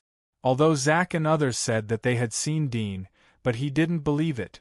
Peter's face changed. He sighed. I was very optimistic about him, but I didn't expect. Well, you go in first. The guards are waiting for you inside. Scott nodded slightly and went into the passage with Mia. The other 3 scavengers and the new boy also went in. Mason and the other 2 stood and didn't move. They were anxiously looking into the distance. Peter knew that the 4 of them had graduated from the same dormitory, so he didn't rush them. He just sighed and quietly looked at the vast and barren plains in front of him. Every time he saw this grassland, he would think of the countless scavengers and hunters who had been buried in the ruins across the grassland while they were out on a mission. Life was so fragile. He sighed slightly and felt a little sad. Suddenly, a surprised voice sounded. It's him! It's Dean! Peter was startled. He squinted his eyes and saw a black ball running from the distance. As he got closer, he saw that the ball was a huge round bag. Dean was under the bag. Peter froze for a moment, but his face couldn't help but smile. Dean saw Mason and Peter waiting for him in front of the passage. He immediately sped up his pace. I knew it. I knew you wouldn't have an accident. Mason dropped the backpack and was the first to rush over. He punched Dean's chest. Dean smiled. It's good that you know. Later when I tell you to run, just run. Don't be like a woman. You are like a woman. When you first entered the special training camp, you were whiter than the other girls in the dormitory. Mason laughed. Dean rolled his eyes and came in front of Peter. I've been waiting for a long time. Peter smiled and said, It's good that you came back. The harvest seems to be very good. Go in. The passage will close in 6 minutes. Dean nodded slightly and went into the passage. Mason, Zack, and Sham also picked up their backpacks and followed behind Dudian in a joyful manner. They went back to the wall along the dark passage. When they stepped out of the stairs, Dean saw Scott and others. In addition to them, there were more than a dozen guards from the Holy Church. Dean? Scott and others were stunned when they saw Dean. Dean looked at the guards and asked, Who are they? Scott recovered and thought of Mason and others' words. He understood that Dean wasn't infected by the undead. Otherwise, even the slightest wound would be infected after 6 days. These are the guards of the Radiant Church. They are doing a routine inspection. This is what they do every time we return. Our armors and belongings have to be delivered to the Radiant Church. With the blessing of the Lord Priest, these items will be purified of the plague and virus. Only then will we be able to return them.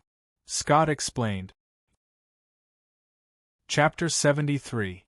Dudian nodded, indicating that he understood. There was no surprise in his heart. The concentration of radiation outside the giant wall was too high, so the items were covered with a thick layer of radiation and germs. Naturally, they needed to be cleaned. Only, what made him slightly concerned was that the one in charge of this task was actually the Radiant Church. Your items. A guard in his early 20s whispered to Dudian, Tell me your name. My name is Dean, and these are my belongings. Dean handed over the bag on his back when he heard the words. The young guard waved to his companion next to him.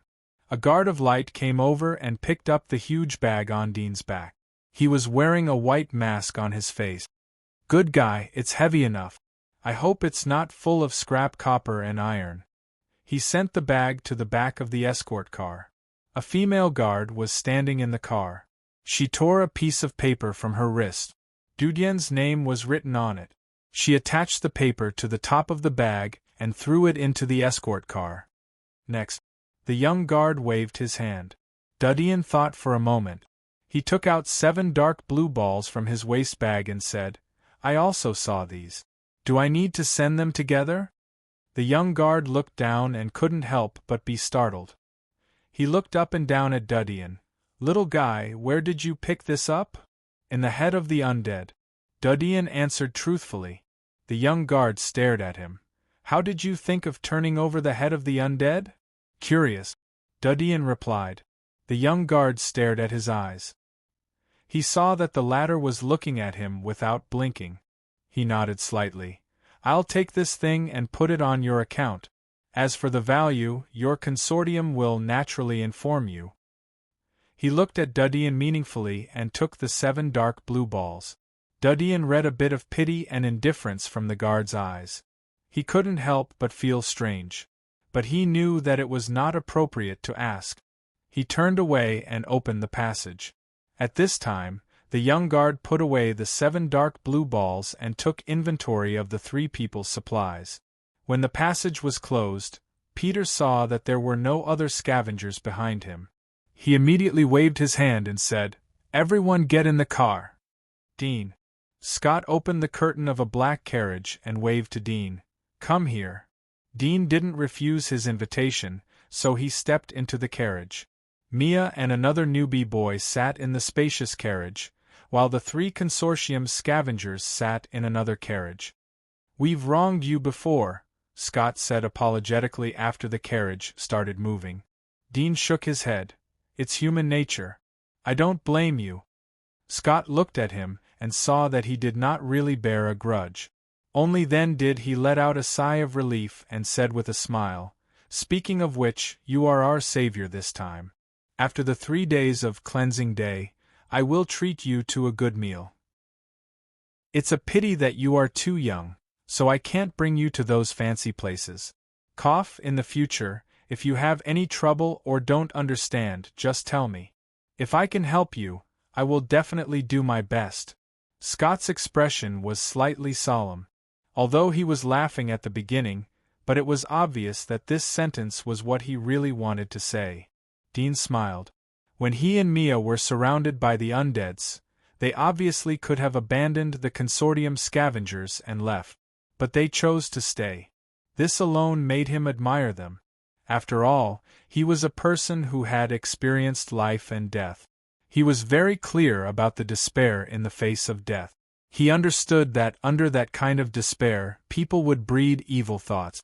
To be able to suppress these evil thoughts was the real nature. So, Dean admired them.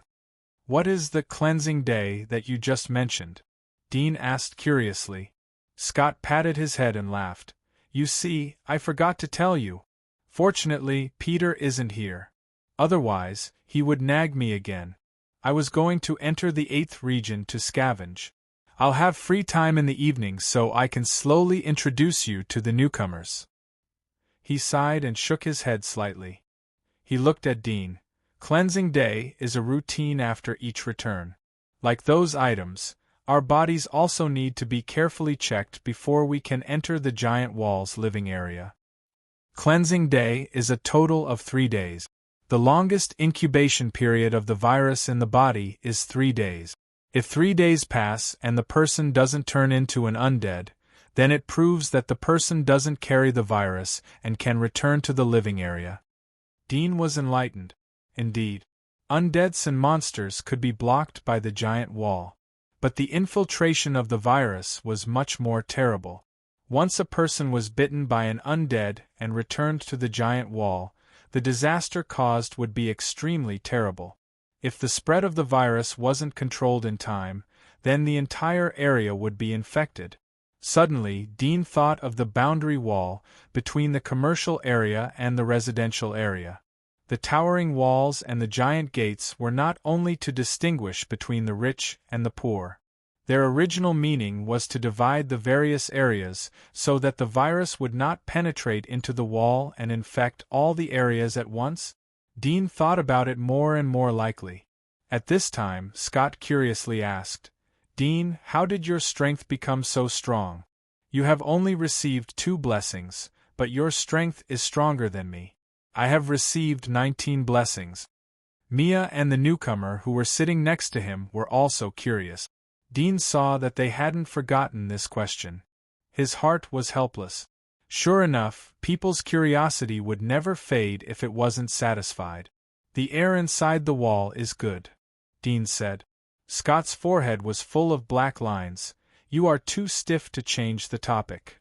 Mia couldn't help but laugh. Dean was a bit embarrassed. I really don't know. I was in a coma and woke up like this. Well, well.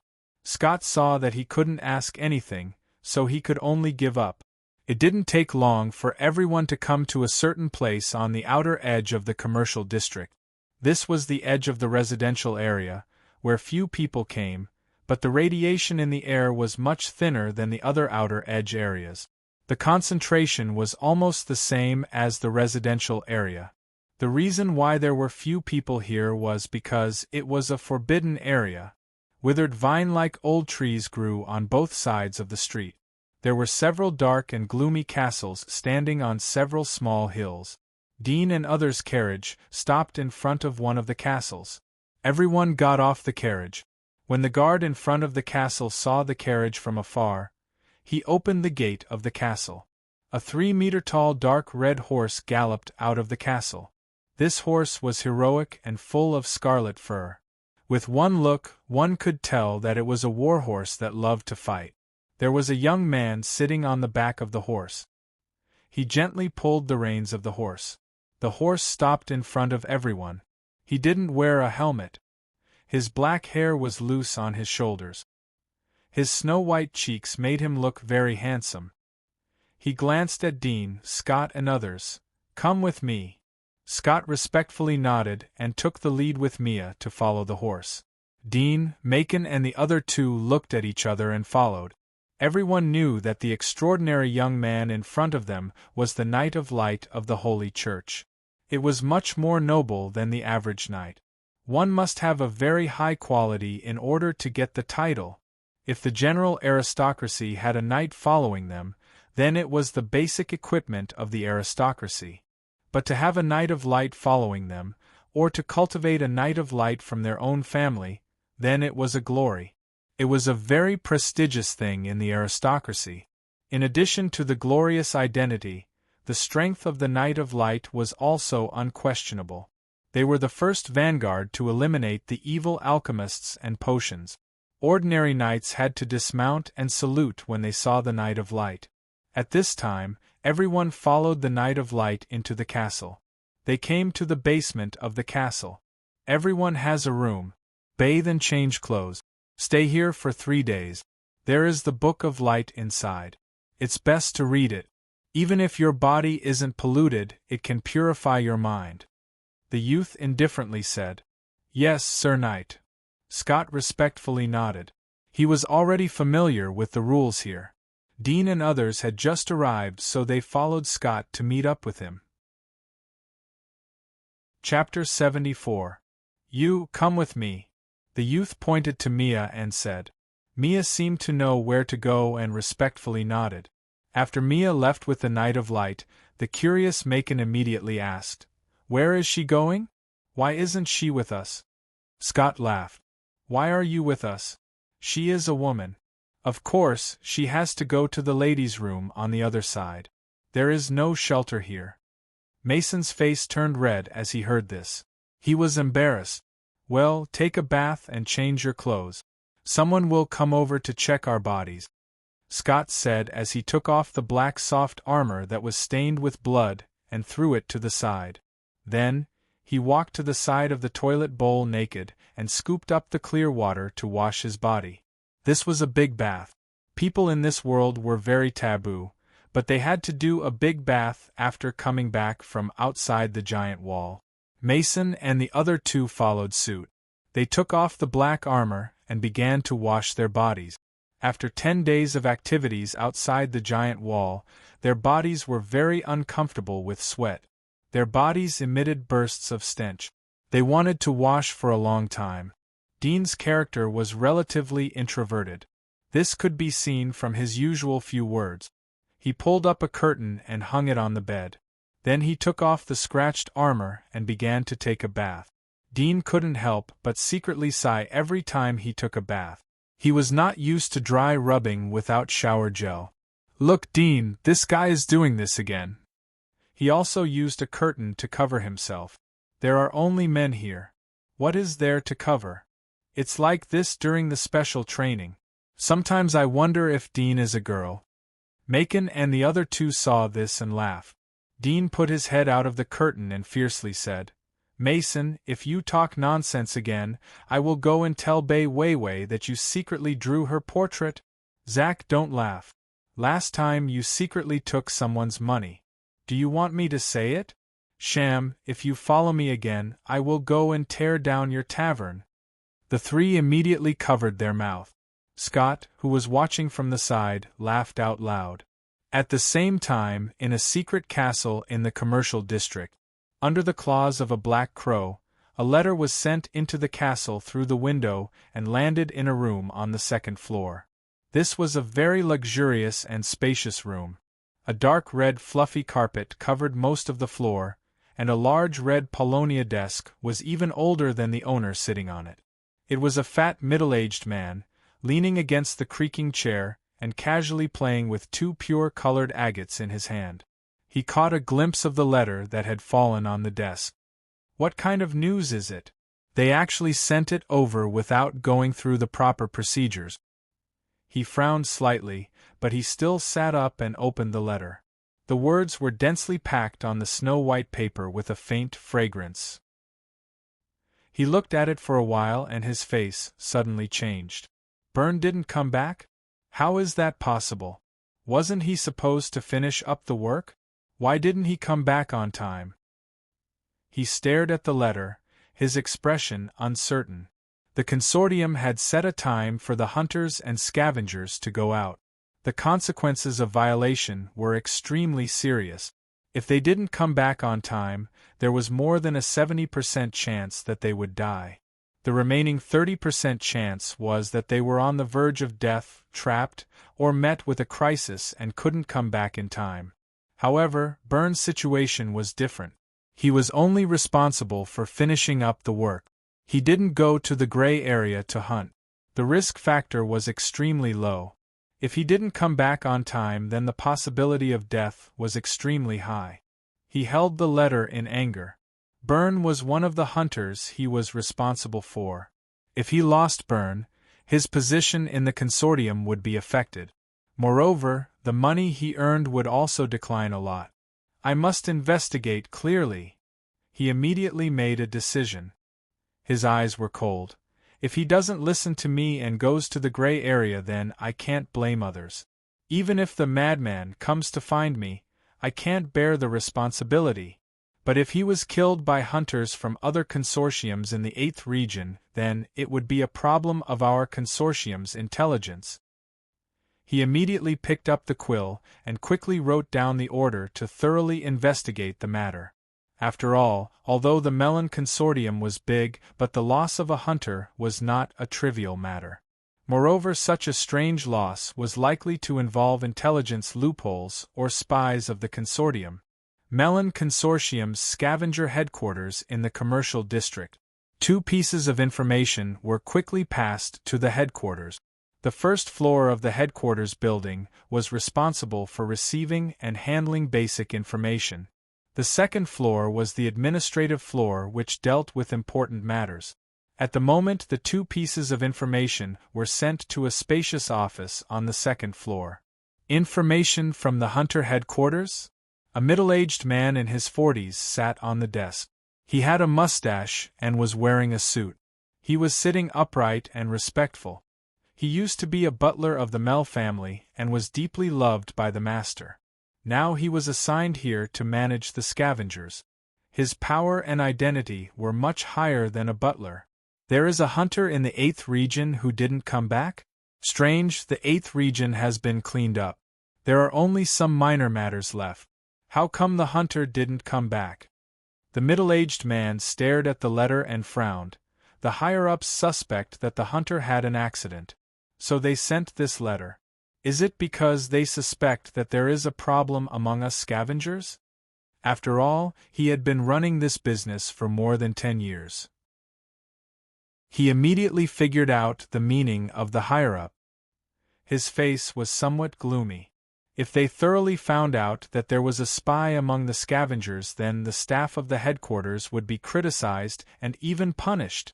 However, he also felt helpless. After all, the loss of a hunter couldn't be made up for by any number of scavengers. If they find out that there is a spy, then we can only accept it. The middle-aged man sighed and put the letter aside. He opened the second letter. There were not many words on it and the content was very brief. He was startled. Someone turned in the cold crystal? Hey Dean, this name. Isn't he the seed target of this batch of scavengers? He was stunned for a moment, then suddenly laughed. This little guy is quite clever. He was able to pick up something from the hunter. He deserves to be the seed of the special training. He deserves to be the one who got the first place in the special training. He is worthy of the consortium's investment. His previous depressed mood suddenly improved. Originally, recruiting Dean was a happy event for the scavenger headquarters because they had seen Dean's resume. His body radiation value was extremely low. Although he was not a light physique, there was still a glimmer of hope for him to become a hunter. The only problem was that they were not willing to invest money to train him. Now it seemed that they could try. If he really became a hunter, it would also be a merit for him.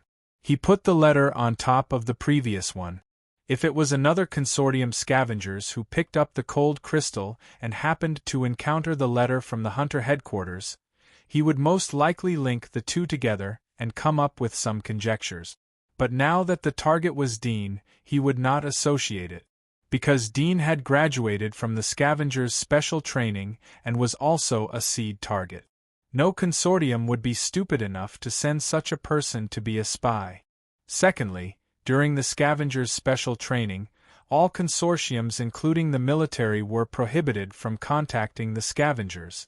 Therefore, when the scavengers graduated, the consortiums could only try their best to take out benefits to entice them.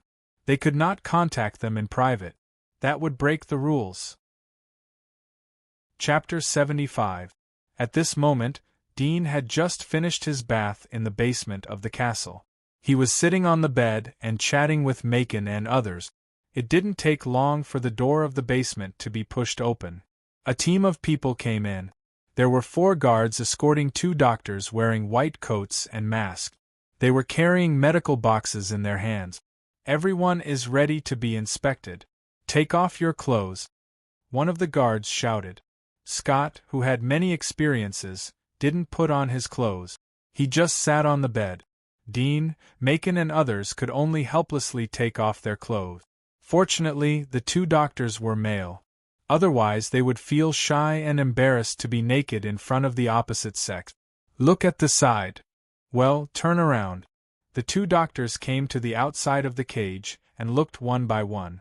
Dean and others followed their instructions and turned their whole body to let them check. What kind of injury is this? The doctor pointed to the scar on the back of Mason's hand. Mason quickly said, It's a bruise. It's been a long time. The doctor nodded slightly and carefully looked at the scar. He recorded in the book, The wound has scabbed. The injury time is estimated to be more than 4 hours. There is no swelling on the wound. Preliminary judgment is that there is no infection. After writing, he continued to look at the next one. Hey! Suddenly, another doctor was surprised. He stared at the slightly raised blood vessels on Dean's chest. He was startled. He looked closer to the iron pillar and found that it wasn't his illusion. He couldn't help but be surprised. Magic mark! When the other doctor heard his words, he was also stunned for a moment. He immediately looked over and was stunned. Dean's heart was moved. Magic marks? Do they know this? Scott, who was in the next cage, was also astonished. He said, Magic marks? Dean has a magic mark? Dean didn't think that Scott would know about it. But looking at his appearance, it seemed that he didn't recognize the red mark on his chest. Most likely he had heard about the magic mark from other channels but hadn't seen it with his own eyes. The 2 doctors stared at Dean as if they had seen a ghost. How is it possible? Aren't you a scavenger? How can you have a magic mark? Dean was also puzzled. What are magic marks? Scott noticed that the doctor was looking at Dudien's chest. His face was full of curiosity. He heard Dudien's question and immediately said, "Dean, this magic mark is the exclusive power of the hunter. It is the fundamental reason why the hunters are far stronger than us scavengers. It is said that the magic mark contains a variety of amazing abilities. Some hunters can see through everything, some hunters can corrode metal. These abilities are derived from the magic mark." He looked at the red marks on Dean's chest. "I didn't expect this to be the appearance of a magic mark." "Dean, I didn't expect you to have a magic mark. No wonder you are so strong. It turns out that you are a hunter." He looked at Dean with envy in his eyes, but there was no jealousy. He knew that the birth of magic marks was related to one's body. Not everyone could give birth to magic marks. Dean was stunned. Was the place where the blood-colored worm was residing in his chest the magic mark?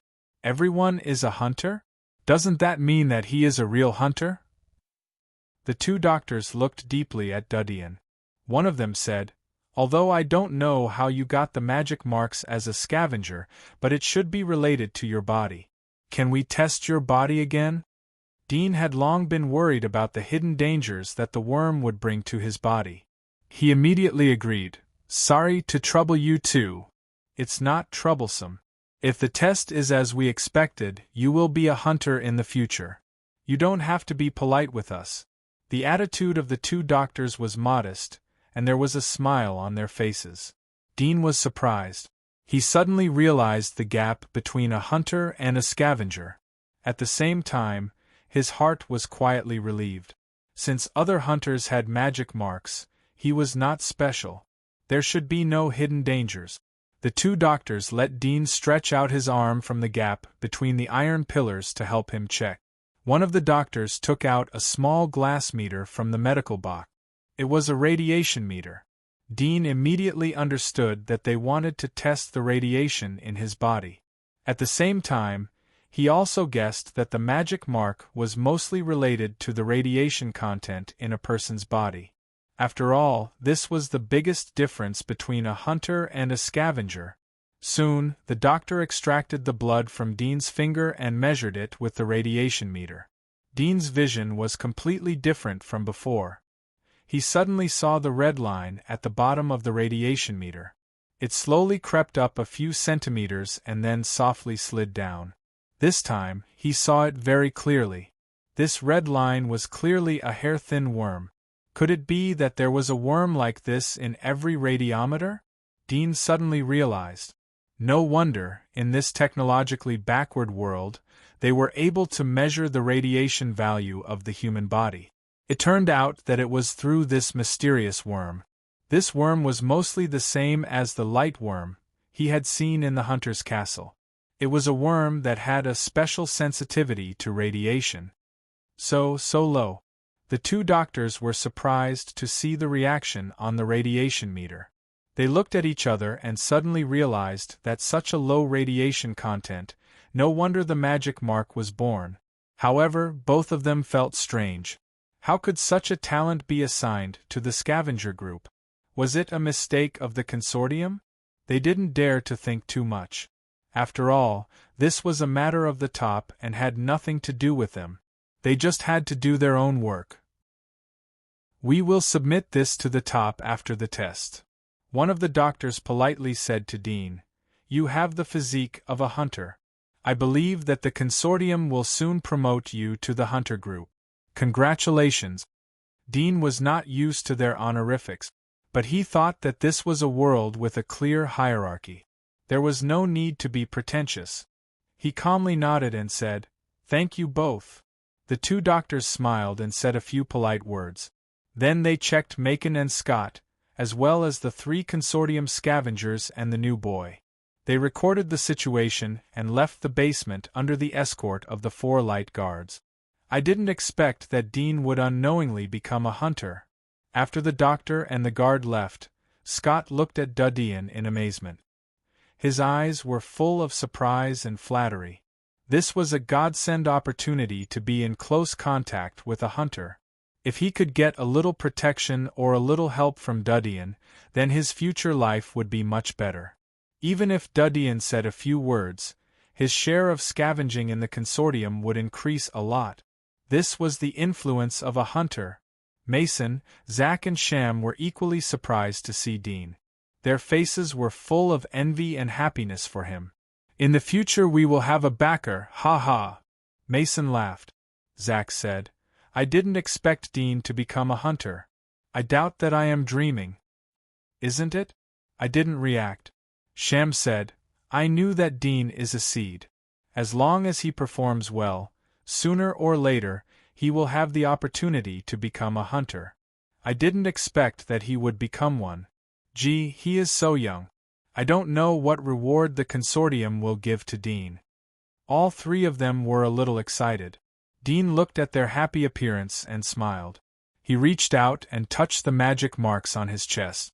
It seemed that the hunter had ambushed the black behemoth for the sake of this bloodworm. However, the hunter already had magic marks. Why would he need it? Could it be that even if he had magic marks, it could enhance his strength or enhance the ability of the magic marks? Speaking of ability, he thought of his super sense of smell. This should be the ability of his magic marks. Dean thought of Scott's words and said, Do you know what the hunter's magic marks are? What kind of ability does it have? Will it be a threat to me? Scott scratched his head and said, I only know a little bit, but I have heard that there are a variety of abilities. As for whether it will be a threat to you, I don't know. But I don't think it will be a threat to you. All the hunters have this ability, but I have never seen any of them get into trouble. As for the specifics, when you are promoted to a hunter by the consortium, someone will tell you. Dean thought about it and no longer thought about it. Chapter 76. Outside the giant wall, Melon Consortium Area Number 8. The Scarlet Rose Consortium flag was inserted at the edge of the area. 3 figures quickly passed by the flag. The breeze caused the flag to flutter slightly. The speed of these 3 figures was incomparably fast, like 3 black cheetahs, swiftly and nimbly flipping over and jumping over the broken street. Occasionally, there would be collapsed buildings blocking the streets, but they would lightly step on the rubble and easily jump over them. Soon, the 3 of them saw 2 figures wandering aimlessly on the street in front of them. Their green eyes were empty and numb. Their clothes were hanging like rags. They exposed a lot of gray parts of their body. Humph! One of the 3 figures coldly snorted. There was a bit of cold and delicate feeling. It was a woman wearing scarlet soft armor. Her speed didn't slow down. She quickly passed by the 2 undeads and arrived in front of them. Then she passed in a straight line between them. With 2 plopping sounds, 2 heads fell to the ground like rubber balls. They rolled for a while and then stopped moving. The 2 figures behind the woman quickly passed by the corpses, and the strong wind blew down the 2 headless corpses. There are still undeads left. There really is a change in Area Number 8. The youth on the left looked back and his face slightly changed. The youth on the right looked at the back of the scarlet soft armor woman. He sighed. I hope Byrne is just playing around. Don't be distracted. The scarlet woman's eyes were cold. Gale, do you smell my brother? The youth on the left replied. Not yet. Suddenly, he exclaimed in surprise and stopped. He looked at a street on the right and said in bewilderment, This smell, could it be that monster? The scarlet woman suddenly stopped and stared at him. Gale's eyes flashed for a moment. Come with me. Maybe your brother is here.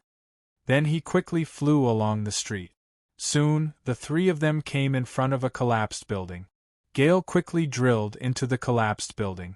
The scarlet woman and the other youth followed behind him. They came to the front of a passage in the building. Gale jumped down from the hole in the passage. He heard a slight buzzing sound. He looked towards the source of the sound and raised his hand to light up a candle. Suddenly, the dark passage was illuminated. The 3 of them looked inside with the help of the dim light. Their faces changed. Sure enough, it's the Defiler. Gale took a deep breath. He was a little scared. The other youth was shocked. How can the Defiler appear in Area Number 8? This is a rare monster. How can it die here? It's still in its infancy stage. Its hunting level is 9. The Scarlet Woman carefully looked at the corpse. Her eyes swept around the dark passage. It was burned to death. It died in vain.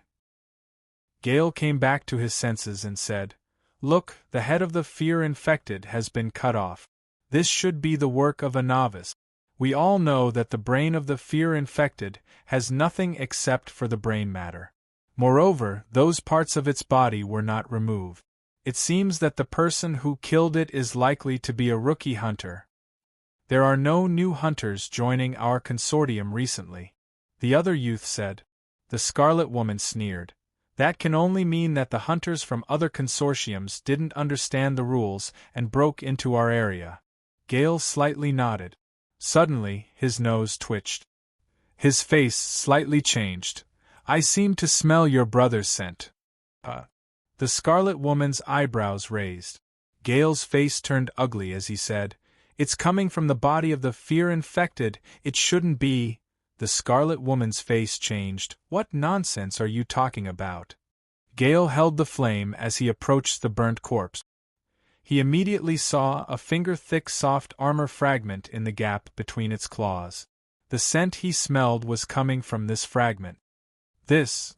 Gale picked up the soft armor fragment. His face turned ugly. "This is your brother's." The Scarlet Woman's complexion changed. Her pretty face was flushed red. Her dark pupils shrunk. She trembled as she slowly came in front of Gale. She looked at the soft armor fragment in his hand. She knew that he would never make a mistake with his scent tracking ability.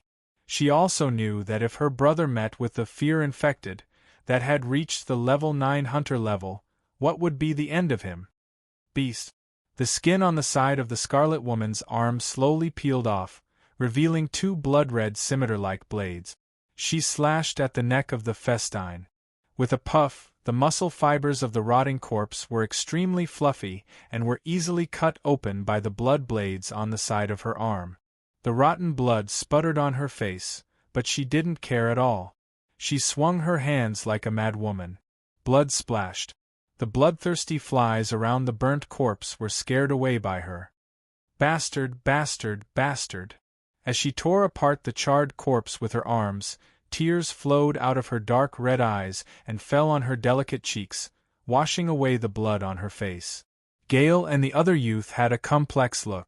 They didn't stop her because they knew it was useless. Soon, the upper body of the charred corpse was cut into pieces by the blood blade. The Scarlet Woman looked ferocious.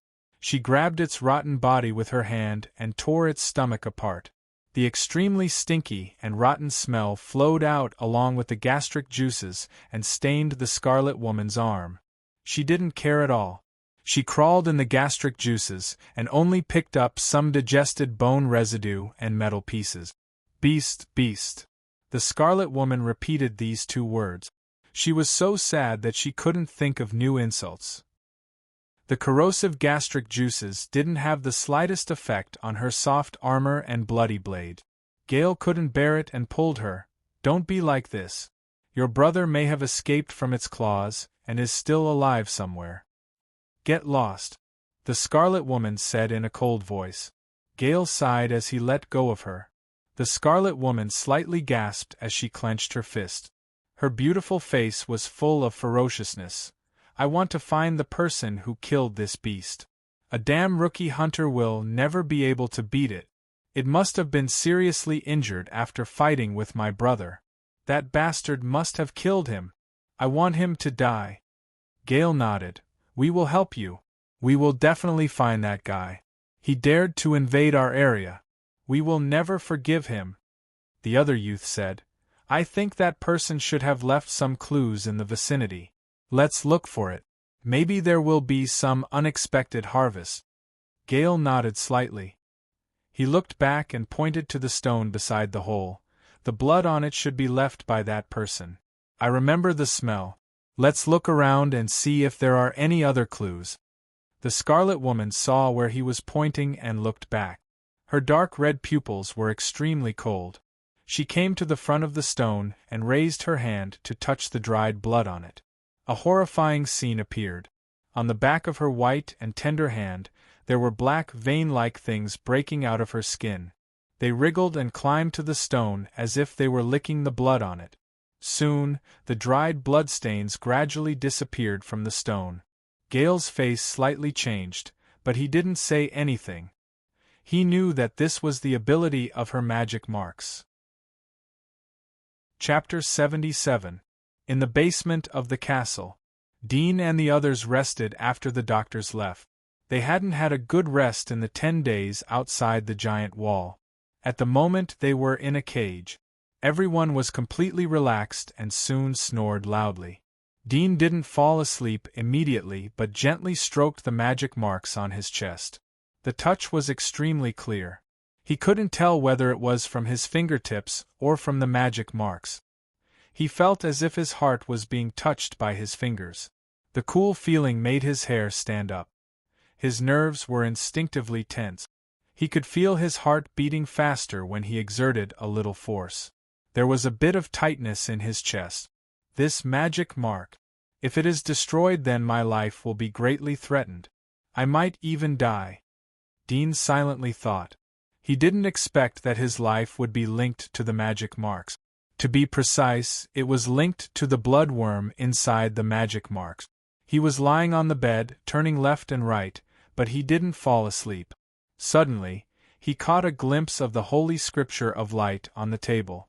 He picked it up and gently opened it. He saw the flying characters written with goose feather. The first sentence made him squint his eyes. Light is the truth? Plants can grow because there is light in the world. Because there is light we can see. Light can give people life. The creator of the light, the God of light, will protect all loyal to him. The opening of the scripture was the core of the scripture. The latter was a story that was beneficial to the light. To be precise, it was a phenomenon that everyone knew. It was because everyone knew that it couldn't be refuted, because the role of the light was too big. The scripture was basically right. Dean even felt that the scripture wasn't complete enough. The role of light, if there was no light then there would be no life on earth. This point alone was better than tens of thousands of examples. However, Dean didn't believe in the God of light. The role of light couldn't be ignored, but what did it have to do with the Holy Church? Dean flipped through the book and roughly understood how to recruit believers. First of all, he would propose some natural phenomena that everyone knew about and incorporate them into his teachings. Then, he would list them out one by one. After reading them, most people would have a feeling of sudden enlightenment. Combined with what they had seen in life, they would immediately be convinced. Once he was convinced, he could add his own ideas into it, mix these ideas together, and instill them into the minds of others. If one's personality was not sound enough and his worldview was not firm enough, it would be difficult for him to distinguish the mixed ideas, and as a result, he would believe everything and become blind. Once they were blinded, they would become devout believers who would believe whatever they were told. What is mentioned above is only the appearance brought about by some light. There is no scientific basis to explain it. Just like what my father always said, the ancients were intelligent but they lacked tools. They could only know how, but not why. People today are the same. Dean secretly thought. After perfecting the tool and entering the microscopic level, we can explain the origin of light from the root and even let people see the form of light. Father often said that all foolish beliefs are due to the backwardness of science and technology, which cannot be explained. Dean believed his father's words and became more determined to become an alchemist. The 3 days of cleansing quickly passed. 2 doctors would come over every day for routine checks to observe the physical changes of Dean and others. In fact, it was just a formality. They had seen too many such checks. Basically, the infected people would soon show symptoms. Only those who were extremely tenacious would carefully hide the scars and endure until the last moment of the 3rd day. But such cases were very rare. Dean and others changed into new black soft armors. The size of the armors was also measured according to their damaged soft armors. It was very fitting. Everyone, please. A guard of light came over and showed the way. Dean and others didn't see the knight with long black hair. They followed the guard of light and left the castle. As they came to the gate, they heard a voice. Mr. Dean, may I ask who is Mr. Dean? Dean was surprised to see a middle-aged gentleman wearing a black top hat and a cane in his hand. He looked up at Dean and the others. Scott, who was walking on the side, smiled and pointed at Dean. This is him. The middle-aged gentleman was surprised. He didn't expect that he would wait here to deliver a letter to a big boy. But he didn't dare to neglect. He quickly stepped forward and took out a letter. Mr. Dean, this is a letter for you. Dean glanced at the stamp and address. It was the stamp of the Melon Consortium and the address of the scavenger headquarters. He understood that the two doctors had reported about the magic mark. Dean nodded and thanked them. He put away the letter and gently opened it. The content was very simple. Find me at the top office of the headquarters. Top office? Dean naturally understood what the top office meant. It was where the scavengers' top secret was dealt with. In short, Peter and other scavengers were trained or held meetings on the top floor of the headquarters. It's about the nomination of you as a hunter. The headquarters is really fast. Scott laughed. Congratulations, you have been a scavenger and now you are a hunter. Maybe in the future we will meet again in the wilderness. Mia, who was next to him, was stunned. What's the situation? Hunter? Dean? Scott laughed. You don't know yet, but Dean has borne magic marks. He is a veritable hunter. Mia stared at Dean in a daze. Dean smiled and looked at Scott. Thank you for your guidance in scavenging outside the giant wall. It's a piece of cake. Scott smiled. He was very happy as he knew that Dean had remembered his favor. He immediately said, Mia and I will go first. After a few days the price of materials has been evaluated. We will meet again at the headquarters. Dean was surprised. The price of materials hasn't been evaluated yet? But thinking about those things, all of them were modern items from outside the giant wall. Many of them were things that people inside the giant wall hadn't seen before. It would take time to evaluate the price. Mason and the other two said goodbye to Dean after watching Scott and Mia leave. They sat in the exclusive carriage of the consortium and left. The other three consortium scavengers and the newcomer boy politely bid farewell to Dean. They also picked a consortium carriage and left the place. Chapter 78. Melon Consortium, Scavenger Headquarters. The carriage stopped in front of the door. Dean got off the carriage and looked up at the huge sleeping building. He walked up the stairs step by step and came to the entrance hall. He saw that it was very empty inside. There were several consortium scavengers in front of the announcement board in front of the hall to browse the information. The bulletin board was dedicated to announcing the information that the scavengers needed. It was mainly about the changes in the various areas under the jurisdiction of the Melon Consortium or the changes in the neighboring areas. When Dean entered the door, he could see the information on the bulletin board. One of them was actually the message of Area Number 8. The general meaning was that Area Number 8 was temporarily blocked. Scavengers should not enter. Dudian knew that in addition to them occasionally being assigned by the consortium to scavenge in a specific area, scavengers were free to go to any area under the jurisdiction of the Melon Consortium. There were no restrictions. Therefore, most of the scavengers would come to understand the latest changes in each area before going on a mission. It was to avoid encountering dangers like the one they were facing this time.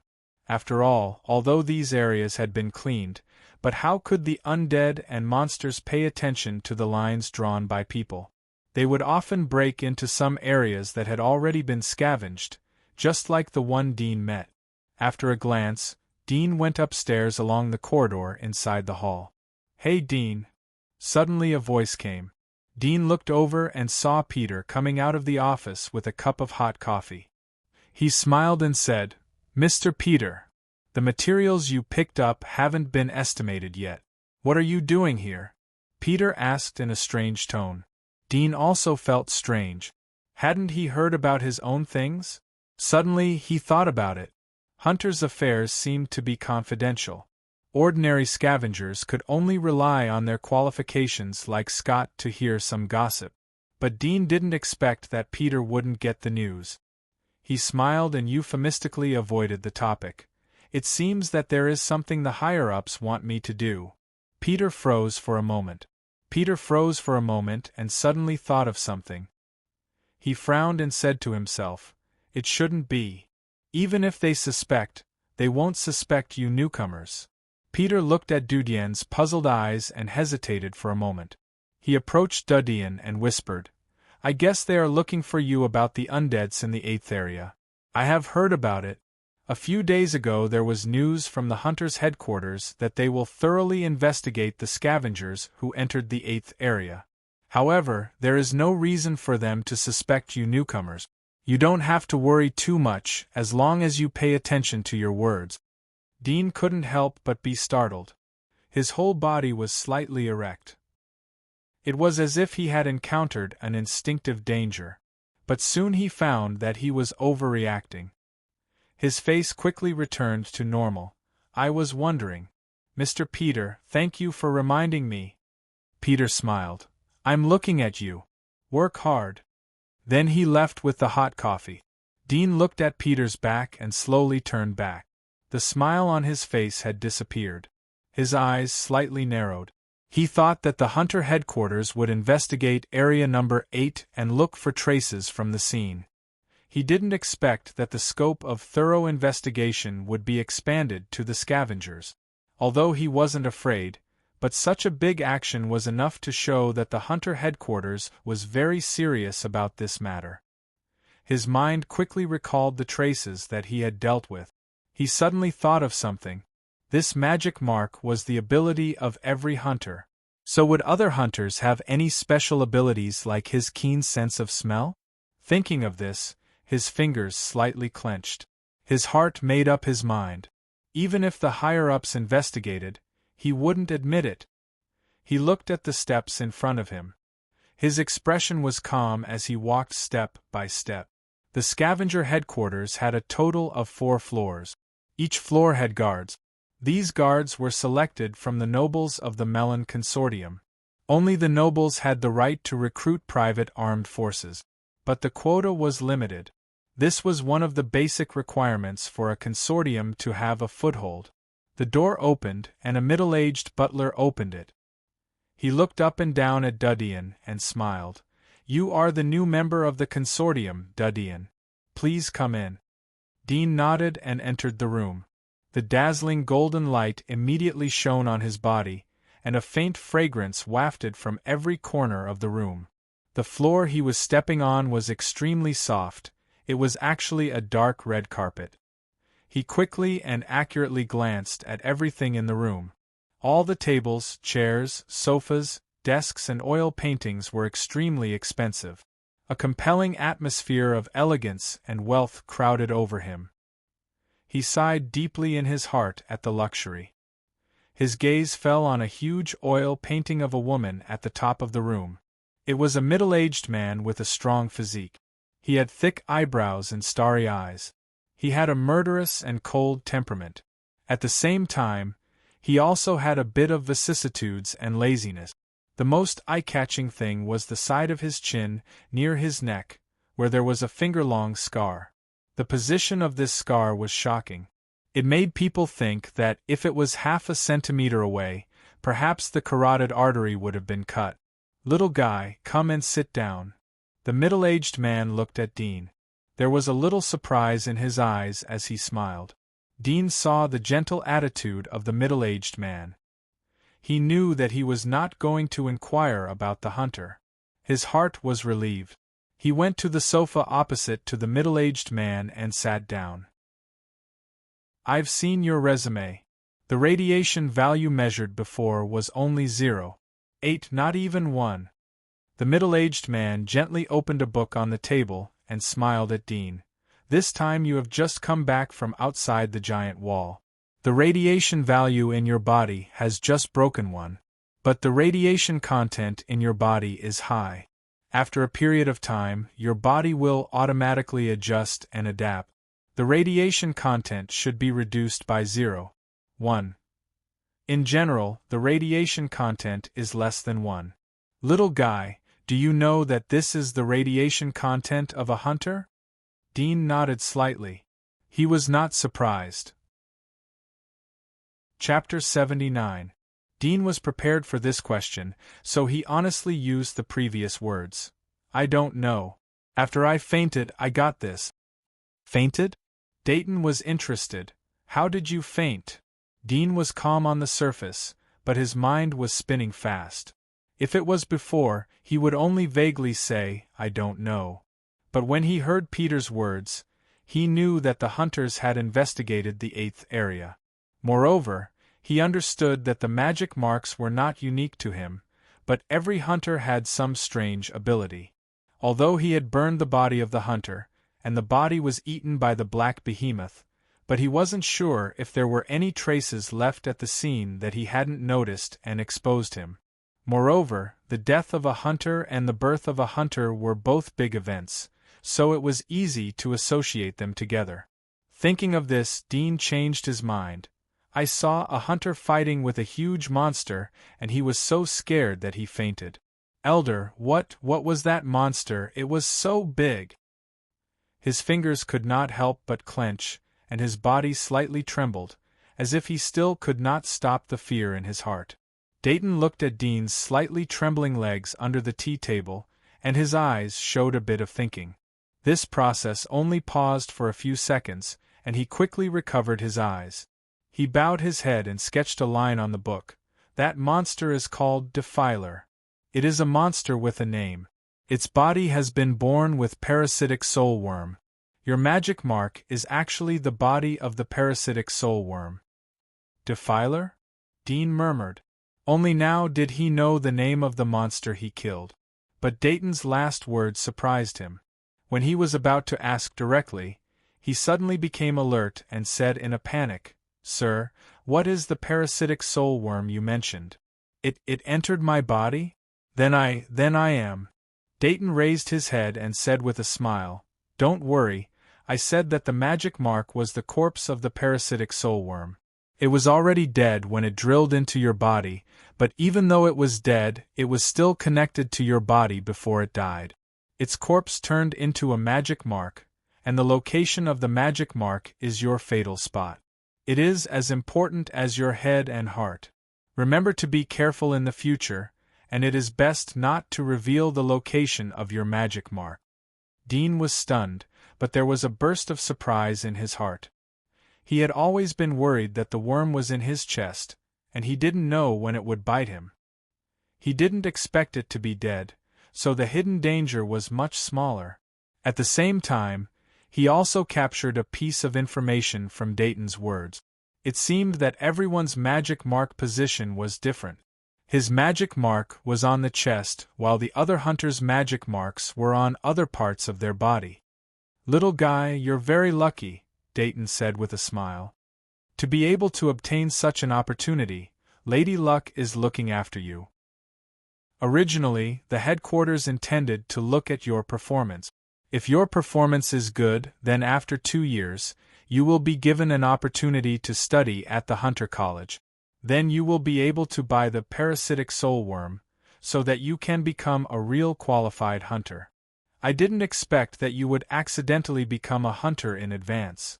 In this way, the headquarters can save the funds to buy the parasitic soul worm. Moreover, your magic mark is the Defiler. You may not know, but this is an extremely rare kind of monster.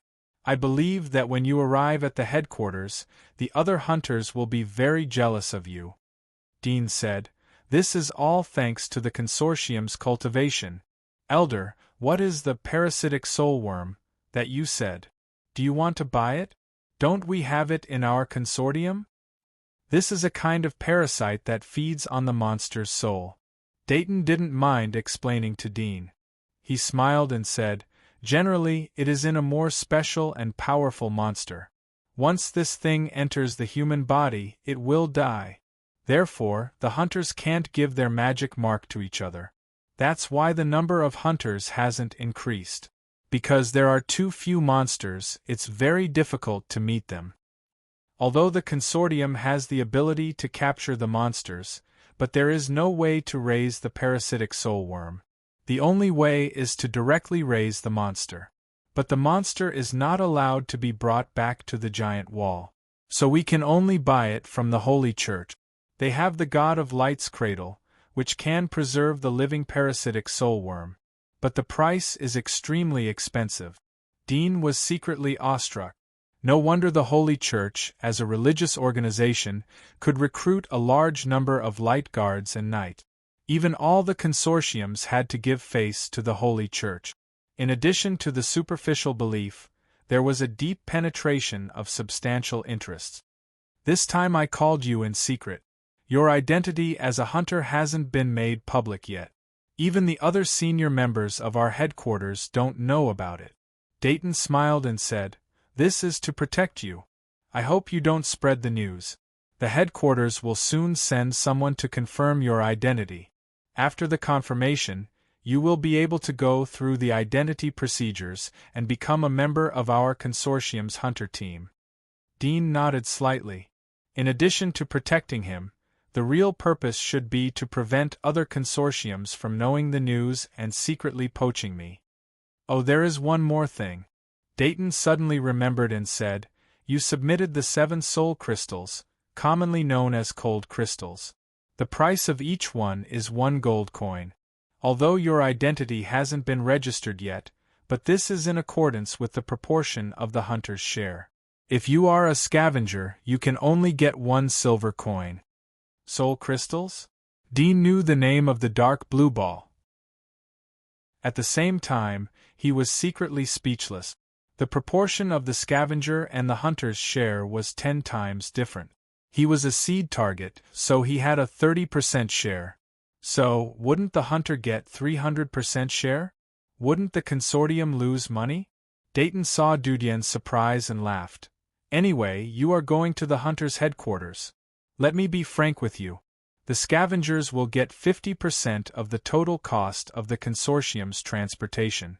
The remaining 50% will be paid by the individual for the materials identification fee, consortium's transportation fee, and other handling fees and taxes. All consortiums are like this. We are not the only one." Dean was stunned. He couldn't help but secretly sigh. Businessmen's means of making money were really ruthless. Scavengers had to work hard to pick up materials outside the giant wall. They would even encounter life-threatening situations. They had to suffer from radiation.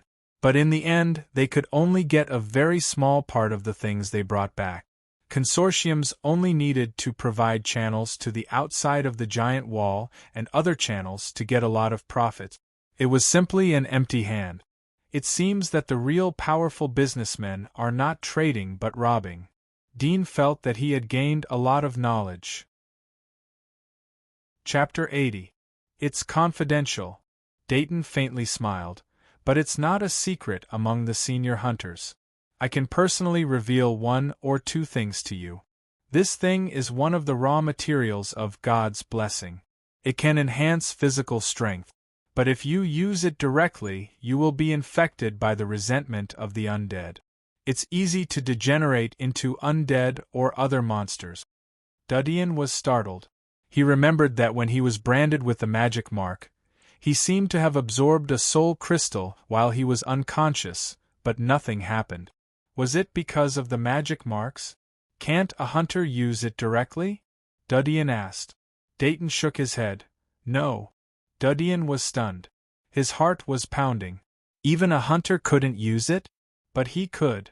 At least, from the moment he absorbed the cold crystal until now, he had not felt anything strange in his body. If there was really a change, then on the day of cleansing, the 2 doctors would definitely be able to detect something. After all, they were senior doctors with long experience. Magic marks. Hunters' magic marks were different, so their abilities were different. Dean's heart quivered. Was the real ability of his magic marks not the super sense of smell? But the ability to digest cold crystals? Or was the ability to digest cold crystals just one of the characteristics? Dudian couldn't help but get excited. If that was the case, then he could secretly use cold crystals in the future. There was no need to hand them over. Although a cold crystal was equivalent to a gold coin, which was 10,000 copper coins, it was equivalent to 10,000 yuan in the old era.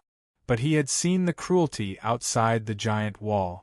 Naturally, he wouldn't be confused by money. When you go to the finance department and show your identity card, you can get your gold coins. As for other materials, they are still being appraised in the Temple of Elements. It will take some time to estimate the price. Generally, it will take about half a month or at most 1 month. Dayton smiled. Dudian was surprised. Temple of Elements? Dayton smiled but didn't elaborate. The people from the headquarters should come soon. You go outside and wait. Dudian saw that Dayton didn't want to say more. He got up and said, "Thank you, Mr. Dayton. I'll leave now." "Okay." Dayton looked at the middle-aged butler after Dean left the room. "What do you think?" "Very smart, a young fellow with great potential," the middle-aged butler said respectfully. Dayton nodded slightly, sighed and said, "Yes, it's a pity. After all, he doesn't have a light physique, so his lifespan won't be long. Even if he doesn't die in the mouths of monsters, he will sooner or later be crippled by the corrosion of radiation, unless he can by the light divine water. But the price of this thing is too high, and only top hunters have the capital to buy a little." "What a pity." The middle-aged butler nodded. Dayton gently tapped the pen on the table. "The little guy must know the truth about the death of the hunter in area number 8. But if he doesn't say it, then we can't interrogate him. Even the headquarters won't be willing to interrogate him. After all, they have lost a hunter and it's rare to find a new replacement. Moreover, he has the magic marks of the fear-infected. That group of guys should leave it at that." The middle-aged butler nodded slightly. It said that the fear-infected's body was burned to death. He was a bit nervous when he spoke, but his eyes were very calm. "There is no way to disguise it. I suspect that he was burned to death." "Yes." Dayton nodded slightly. He naturally saw this point. Although Dudian's camouflage was very good, but his ability to see people was still extremely sharp. Melon Consortium. Hunter Headquarters. In an office castle. Bang! A slender white palm fiercely hit the table. The palm belonged to a woman in scarlet armor. She angrily stared at the bald middle-aged man behind the desk. She almost roared. "My brother is my only relative. Do you want my brother to die in such an inexplicable way? I have checked.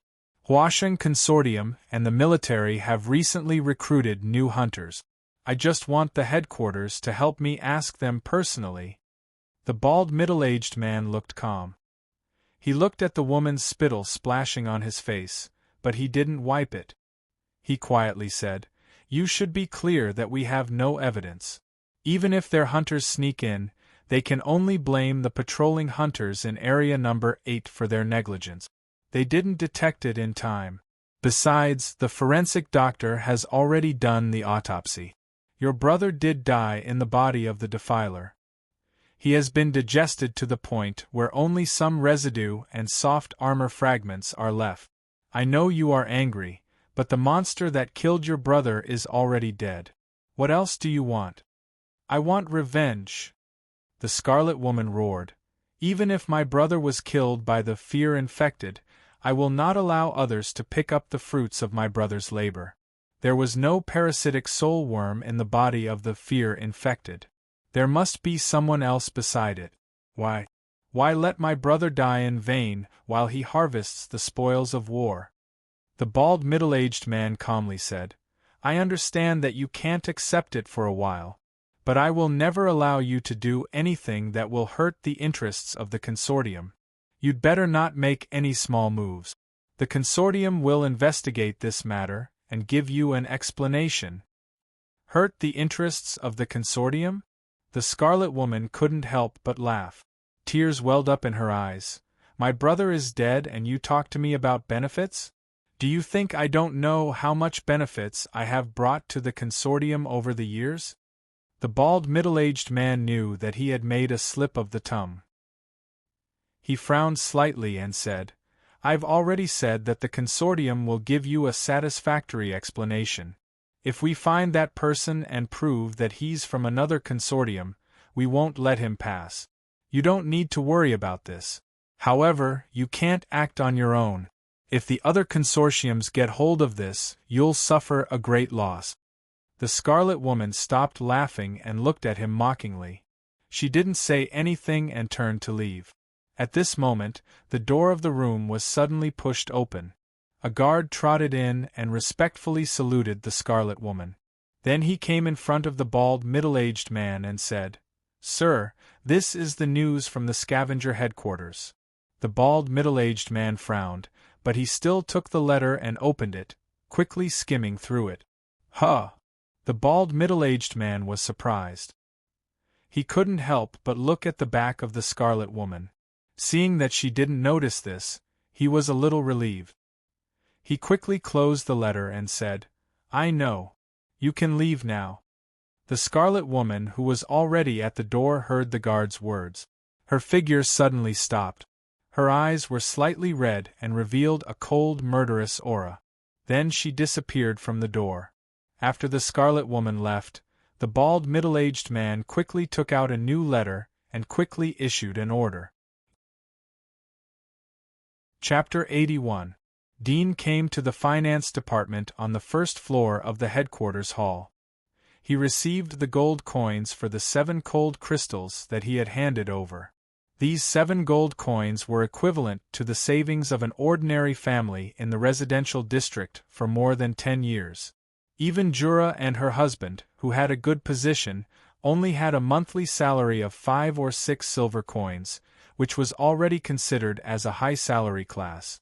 Although a gold coin was equivalent to 10,000 yuan in the old era, but in this era, the salary of the basic class was extremely low. Just like in the early days of the old era, the monthly salary of the basic class was very low. Just like in the early days of the old era, 1 or 200 yuan per month was considered good. A household with 10,000 yuan could be called a small landlord. And this was only a small part of Dean's scavenging income. Dean held the heavy and smooth gold coins. His heart could not help but sigh, but he was not excited. After all, this was exchanged with his life. Moreover, if he wasn't a hunter, he would only be able to get 7 silver coins. That was 2 months' salary of the basic class of workers. Therefore, if a scavenger wanted to get rich quickly, he had to rely on luck to pick up particularly precious items. I don't know how much the other things I brought back are worth, Dean secretly thought. Although he had 7 gold coins in his hand, he could be regarded as rich in the residential area, but alchemy was a money-burning profession. This amount of money could not satisfy his appetite. After putting the gold coins into his pocket, Dean went to the hall to sit and wait. Not long after, there was a sudden commotion outside the headquarters hall. Dean looked up and saw a tall woman in scarlet armor pushing open the door of the hall and striding in. Her face was incomparably cold and full of chilliness. Dean glanced at the silver eagle medal on her shoulder. This was the hunter medal. 3 years ago, he had seen it on Fino and Rudolph, who led him to the hunter's castle. However, the eagle medal of the 2 men was bronze, but this woman's was silver. The staff in the hall and several consortium scavengers who were about to go on a mission also noticed the medal on the woman's shoulder. After all, her armor was too strange. The scarlet color was like flowing blood, and the style was different from the scavenger soft armor of Dean and others. It was easy to attract attention. It's the hunter. The people in the hall suddenly quieted down and carefully looked at the woman. Ask the person in charge here to come out. The scarlet-armored woman stood in the middle of the hall and said in a cold voice. The 2 girls in front of the reception desk looked nervous. One of them hurriedly answered and trotted into the room next door. Soon, Peter and the manager of the room came out together. When they saw the badge on the scarlet-armored woman's shoulder, their complexion changed. They quickly bowed and respectfully said, "Greetings, Miss Hunter, I didn't know you would come. Cut the crap." The scarlet-armored woman raised her hand and interrupted them. "Call the scavengers who are going to the 8th area, now," she said coldly. Peter and the skinny old man were surprised. They looked at each other and saw the meaning in each other's eyes. Peter respectfully said, "Sir Hunter, they have returned to their respective residences. It will take some time to gather them. Please wait a moment." The scarlet-armored woman looked at him coldly and said, "Don't dawdle. If I don't see him before sunset, just you wait." Peter's forehead overflowed with cold sweat. Yes, absolutely, don't dare to delay." The scarlet-armored woman slightly looked up and glanced around. She came to the rest area where Dean was and sat down on the sofa. Her eyes saw Dean, who was drinking milk tea. Her eyebrows raised. Peter followed her figure and noticed Dean. He couldn't help but secretly shouted, "Boy, haven't you seen the hunter? What are you doing? Quickly salute and get out of here." Dean saw a trace of anxiety in Peter's eyes. He immediately understood that Peter wanted to give him some time. Listening to the woman's previous words, it was obviously related to the hunter who died in the 8th area. He couldn't help but frown. He didn't expect trouble to come to his door so soon. However, he wasn't worried about anything. He nodded to the scarlet woman and got up to leave. "Wait." The scarlet woman suddenly looked up at him. "Are you a new scavenger?" Dean paused and looked back at her. "Yes." "So?" The scarlet woman narrowed her eyes. "Have you been to the 8th area?" Dean looked at her eyes that were getting colder and colder. It seemed that as long as he nodded, she would immediately attack. This kind of killing intent made him slightly frown. There was a bit of disgust in his heart. Yes. The killing intent in the scarlet woman's eyes suddenly soared. The original brown-gray eyes became a bit dark red. She coldly said, "Little devil, why didn't you die? How could a lowly trash like you be able to survive? Why didn't you die?" As she spoke, the skin on her arm became a little red, as if it was congested. Peter saw the scene and hurriedly said, "Mr. Hunter, Dean is our seed target. He is specially cultivated by the headquarters. He has the potential to become a hunter in the future. Please don't be offended by him. If he has offended you, I will make sure that he will apologize to you. Get out." The scarlet woman roared. Peter was stunned by the roar. The scarlet woman slowly stood up and stared at Dean condescendingly. Her eyes were full of resentment, anger, and sadness. Dean thought that she had investigated the evidence left by him. He didn't expect that she was just angry at him. Seeing the sadness and anger in her strange eyes, he couldn't help but ask, "I heard that a hunter died in the 8th area. Who is he to you?" "Shut up." The scarlet woman angrily raised her hand to slap him. Dean's face slightly changed. He quickly leaned back to escape the slap. At the same time, he quickly retreated a few steps to open the distance. When he looked at her again, there was a bit of anger and killing intent in his heart. If this slap was on an ordinary scavenger like Mason, he would at least be seriously injured. He was very clear about the strength of a hunter. At the same time, he also believed that the strength of this woman must be stronger than him. Peter was also shocked when he saw the other side attack. When he saw Dean dodge the slap, he was shocked and speechless. The scarlet woman was also startled. She looked up at Dean. The grief and anger in her eyes suddenly turned cold. "You are a new scavenger. Even if you have been blessed 20 or even 30 times, you may not have such a reaction speed. Who the hell are you?" Dean's eyes became cold. Although he knew that the woman was sad and angry, but from the merciless slap, it was obvious that she didn't care about the severity. Perhaps in the eyes of the other side, even if she accidentally killed a scavenger, she would only get a few words of criticism. Even Consortium would take the initiative to shelter her and help her destroy the evidence and confession to avoid the judgment of the magistrate. Because the punishment for killing was too light, she didn't care about life. Today, I will remember this slap. Dean stared at her and said, if others give me a benefit, I will return it tenfold. If they give me a pain, I will retaliate 100-fold. Chapter 82. Stop! Suddenly, a light shout resounded. A burly figure quickly appeared between Dean and the Scarlet Woman. He raised his hand and grabbed the Scarlet Woman's thigh. The moment he touched the thigh, the surging force made his face change slightly. He took 2 steps back to resist the momentum. The Scarlet Woman turned around and landed on the ground. She coldly looked at the burly figure in front of Dean. Bud, get out of the way! The burly middle-aged man named Bud slightly frowned. Don't mess around, Linda. This little brother is a new hunter. I came here on behalf of the hunter headquarters to appoint him. The eyes of the people in the hall suddenly fell on Dean's body. They were full of disbelief. Peter and the lean old man slightly opened their mouths, dumbfounded. Dean looked at the woman. He thought that it was a coincidence that she came. Otherwise he would have to run out of the street to avoid the attack of this crazy woman. A new hunter? Linda was slightly startled. Suddenly she thought of something. Her face quickly turned gloomy. Her brown eyes turned completely dark red. Dark red blood vessels appeared on her arms. Her whole body was shrouded in a bloody aura. She fiercely said, So, the one who picked up the bargain is this little devil? Bud frowned. I know that your brother is dead. You are very sad, but I hope you don't make a mistake. You should know how serious the consequences are if you attack a hunter from the same consortium. Don't destroy your future. The Scarlet Woman didn't seem to hear his words. She stared at Dean with blood-red eyes.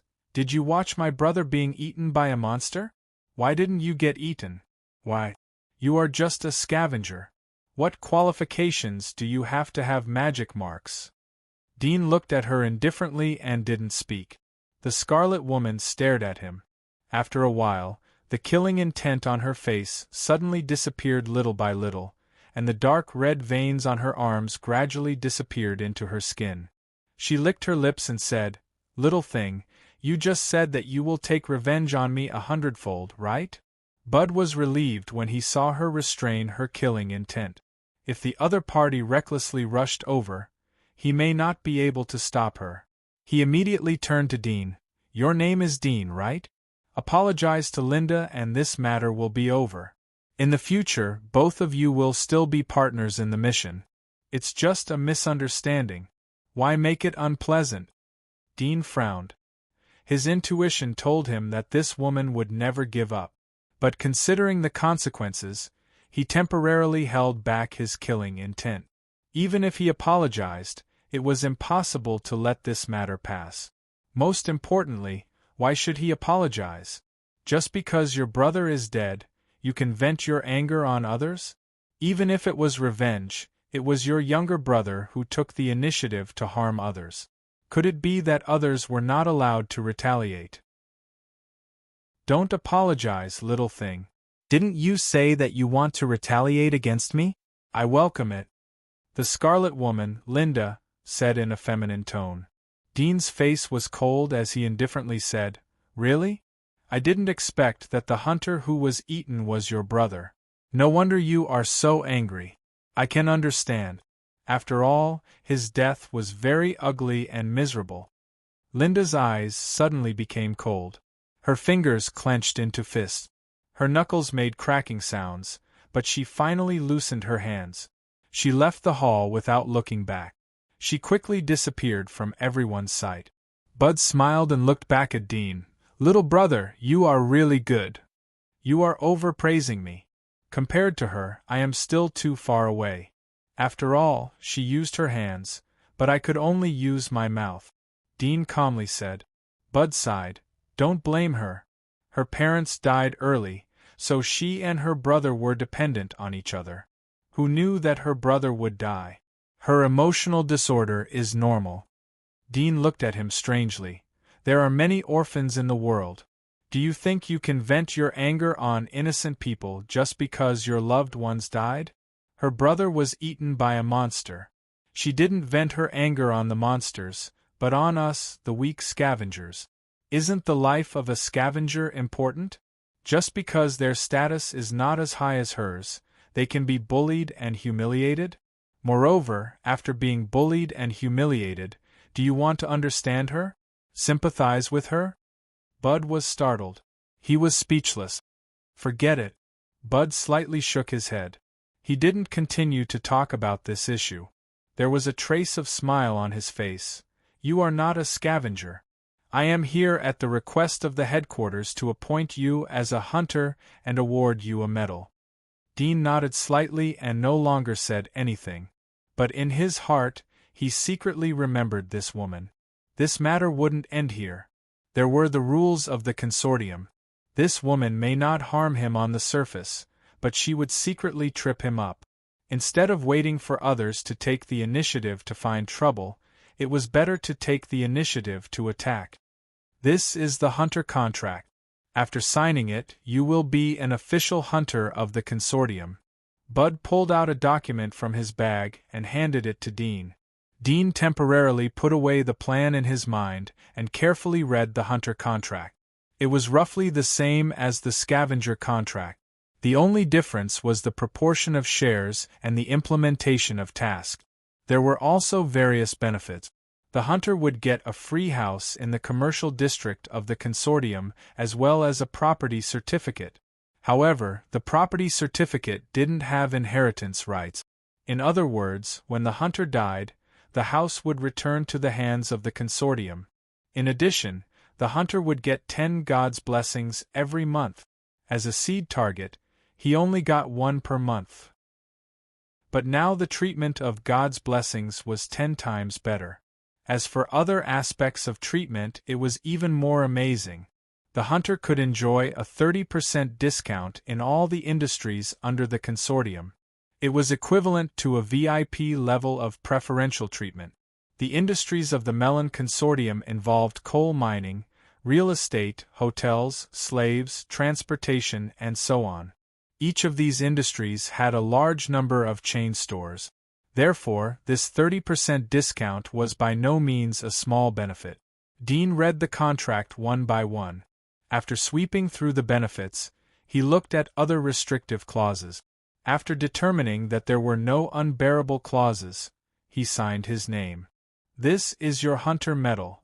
Bud handed a bronze eagle medal to Dean. Dean took a look and asked, Her medal is silver. What does it mean? Bud smiled. It seems that you are very careful. She has recently been promoted to bloody swordsman. She has become an intermediate hunter. We commonly call her Silver Hunter. She is your superior. When you perform tasks, the captain is a Silver Hunter.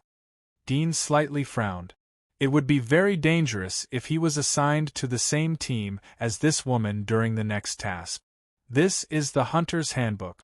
You can go back and read it slowly. It is about the hunter.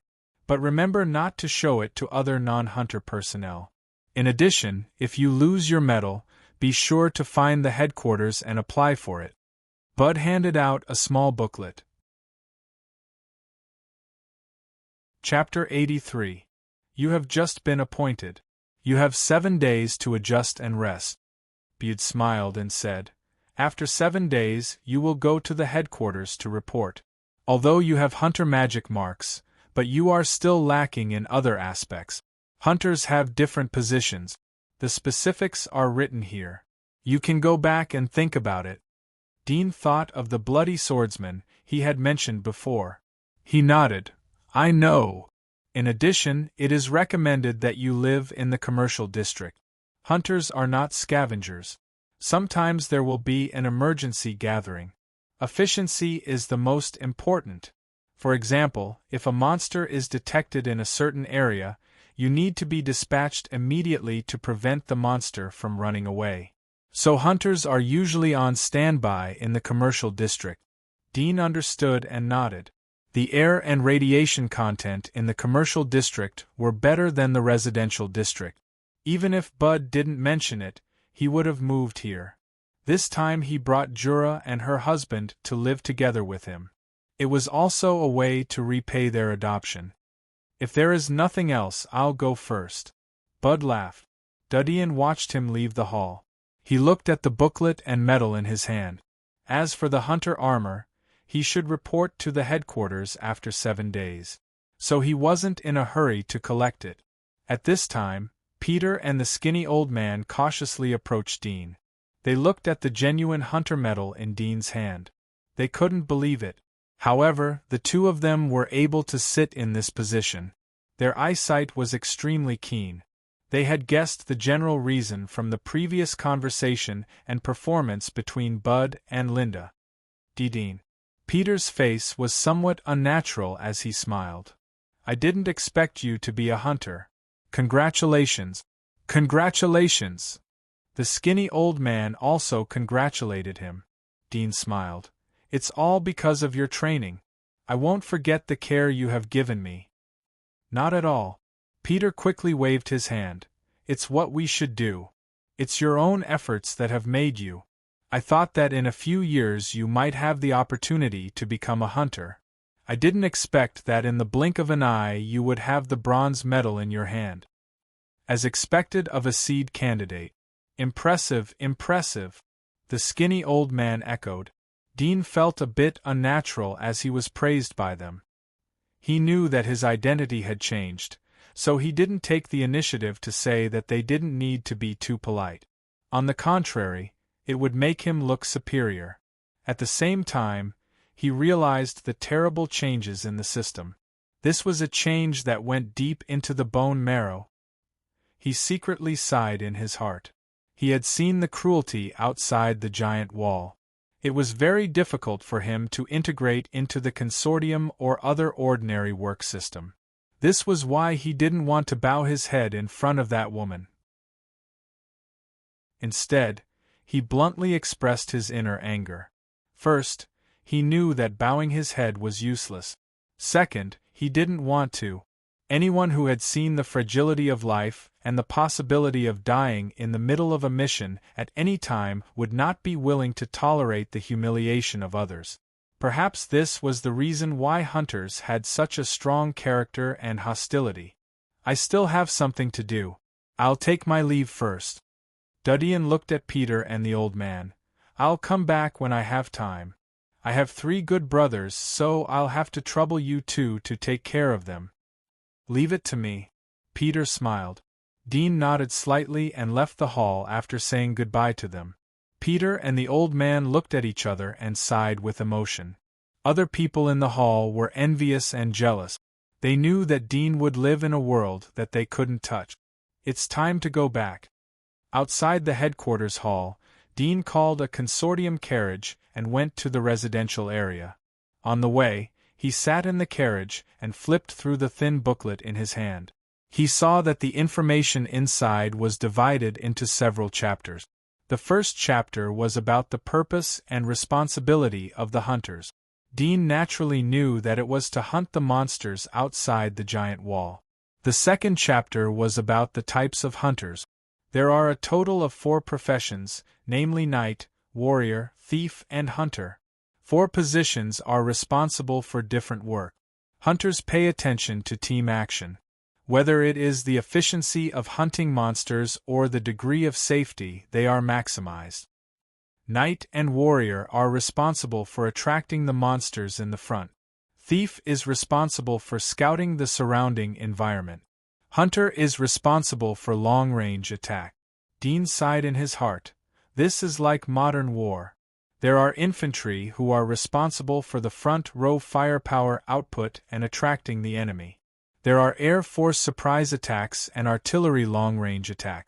It seems that whether it is a large-scale operation or a small group operation, there are no more than 3 aspects: frontal containment, long-range attack, and intelligence collection. All primary hunters are basic professions. After mastering the various abilities of the profession, you can pass the advanced assessment and become an intermediate hunter. At the same time, you can choose different specialties. Knight's advancement has Shield Knight, Beast Knight, and so on. Swordsman also has Shield Swordsman and Battle Swordsman. The previous woman was called Bloody Swordsman. It was a combination of her ability and the title given by others. In fact, she should be a battle swordsman. Dean understood that the hunter he had killed before should be a hunter. Hunter was responsible for tracking the enemy and long-range shooting. In the long history of the development of hunters, there has been a systematic distribution within the giant wall. This way, the benefits and efficiency can be maximized. After all, people's energy is limited. Everyone specializes in one thing. Through teamwork, even if the monster is much stronger than them, they can easily kill it. Previously, Bud asked me to think about it so that I can choose my future position. Dean thoughtfully said, "Knights are mainly good at close combat. But the monsters outside the giant wall are much stronger than hunters. If it is a frontal confrontation, I will suffer a loss. I need to cooperate with long-range hunters to have high efficiency. Thieves are mainly good at traps and assassination. Their frontal ability is too weak and it is troublesome to arrange trap. Gunpowder, firearms, these things will be my secret weapons. Before I grow up, I naturally can't easily reveal them in front of others. So I am suitable for single combat. Only thieves and hunters have the ability to fight alone. Among them, hunters are more independent. As long as the environment cooperates, they can easily kill monsters that are much stronger than themselves. Just like that hunter, he only needs a few scavengers to help him to kill that giant black beast." Thinking of this, Dean immediately made up his mind that he will mainly learn to be a hunter. Moreover, the concept of gunpowder helped him open up his mind. The first time he saw a hunter, his mind flashed. He thought that if he tied gunpowder to his bow and arrow, wouldn't the lethality increase by several times? You're tuning in to the Phoenix Knights YouTube channel. Don't forget to subscribe and join us on this journey to catch the most captivating stories.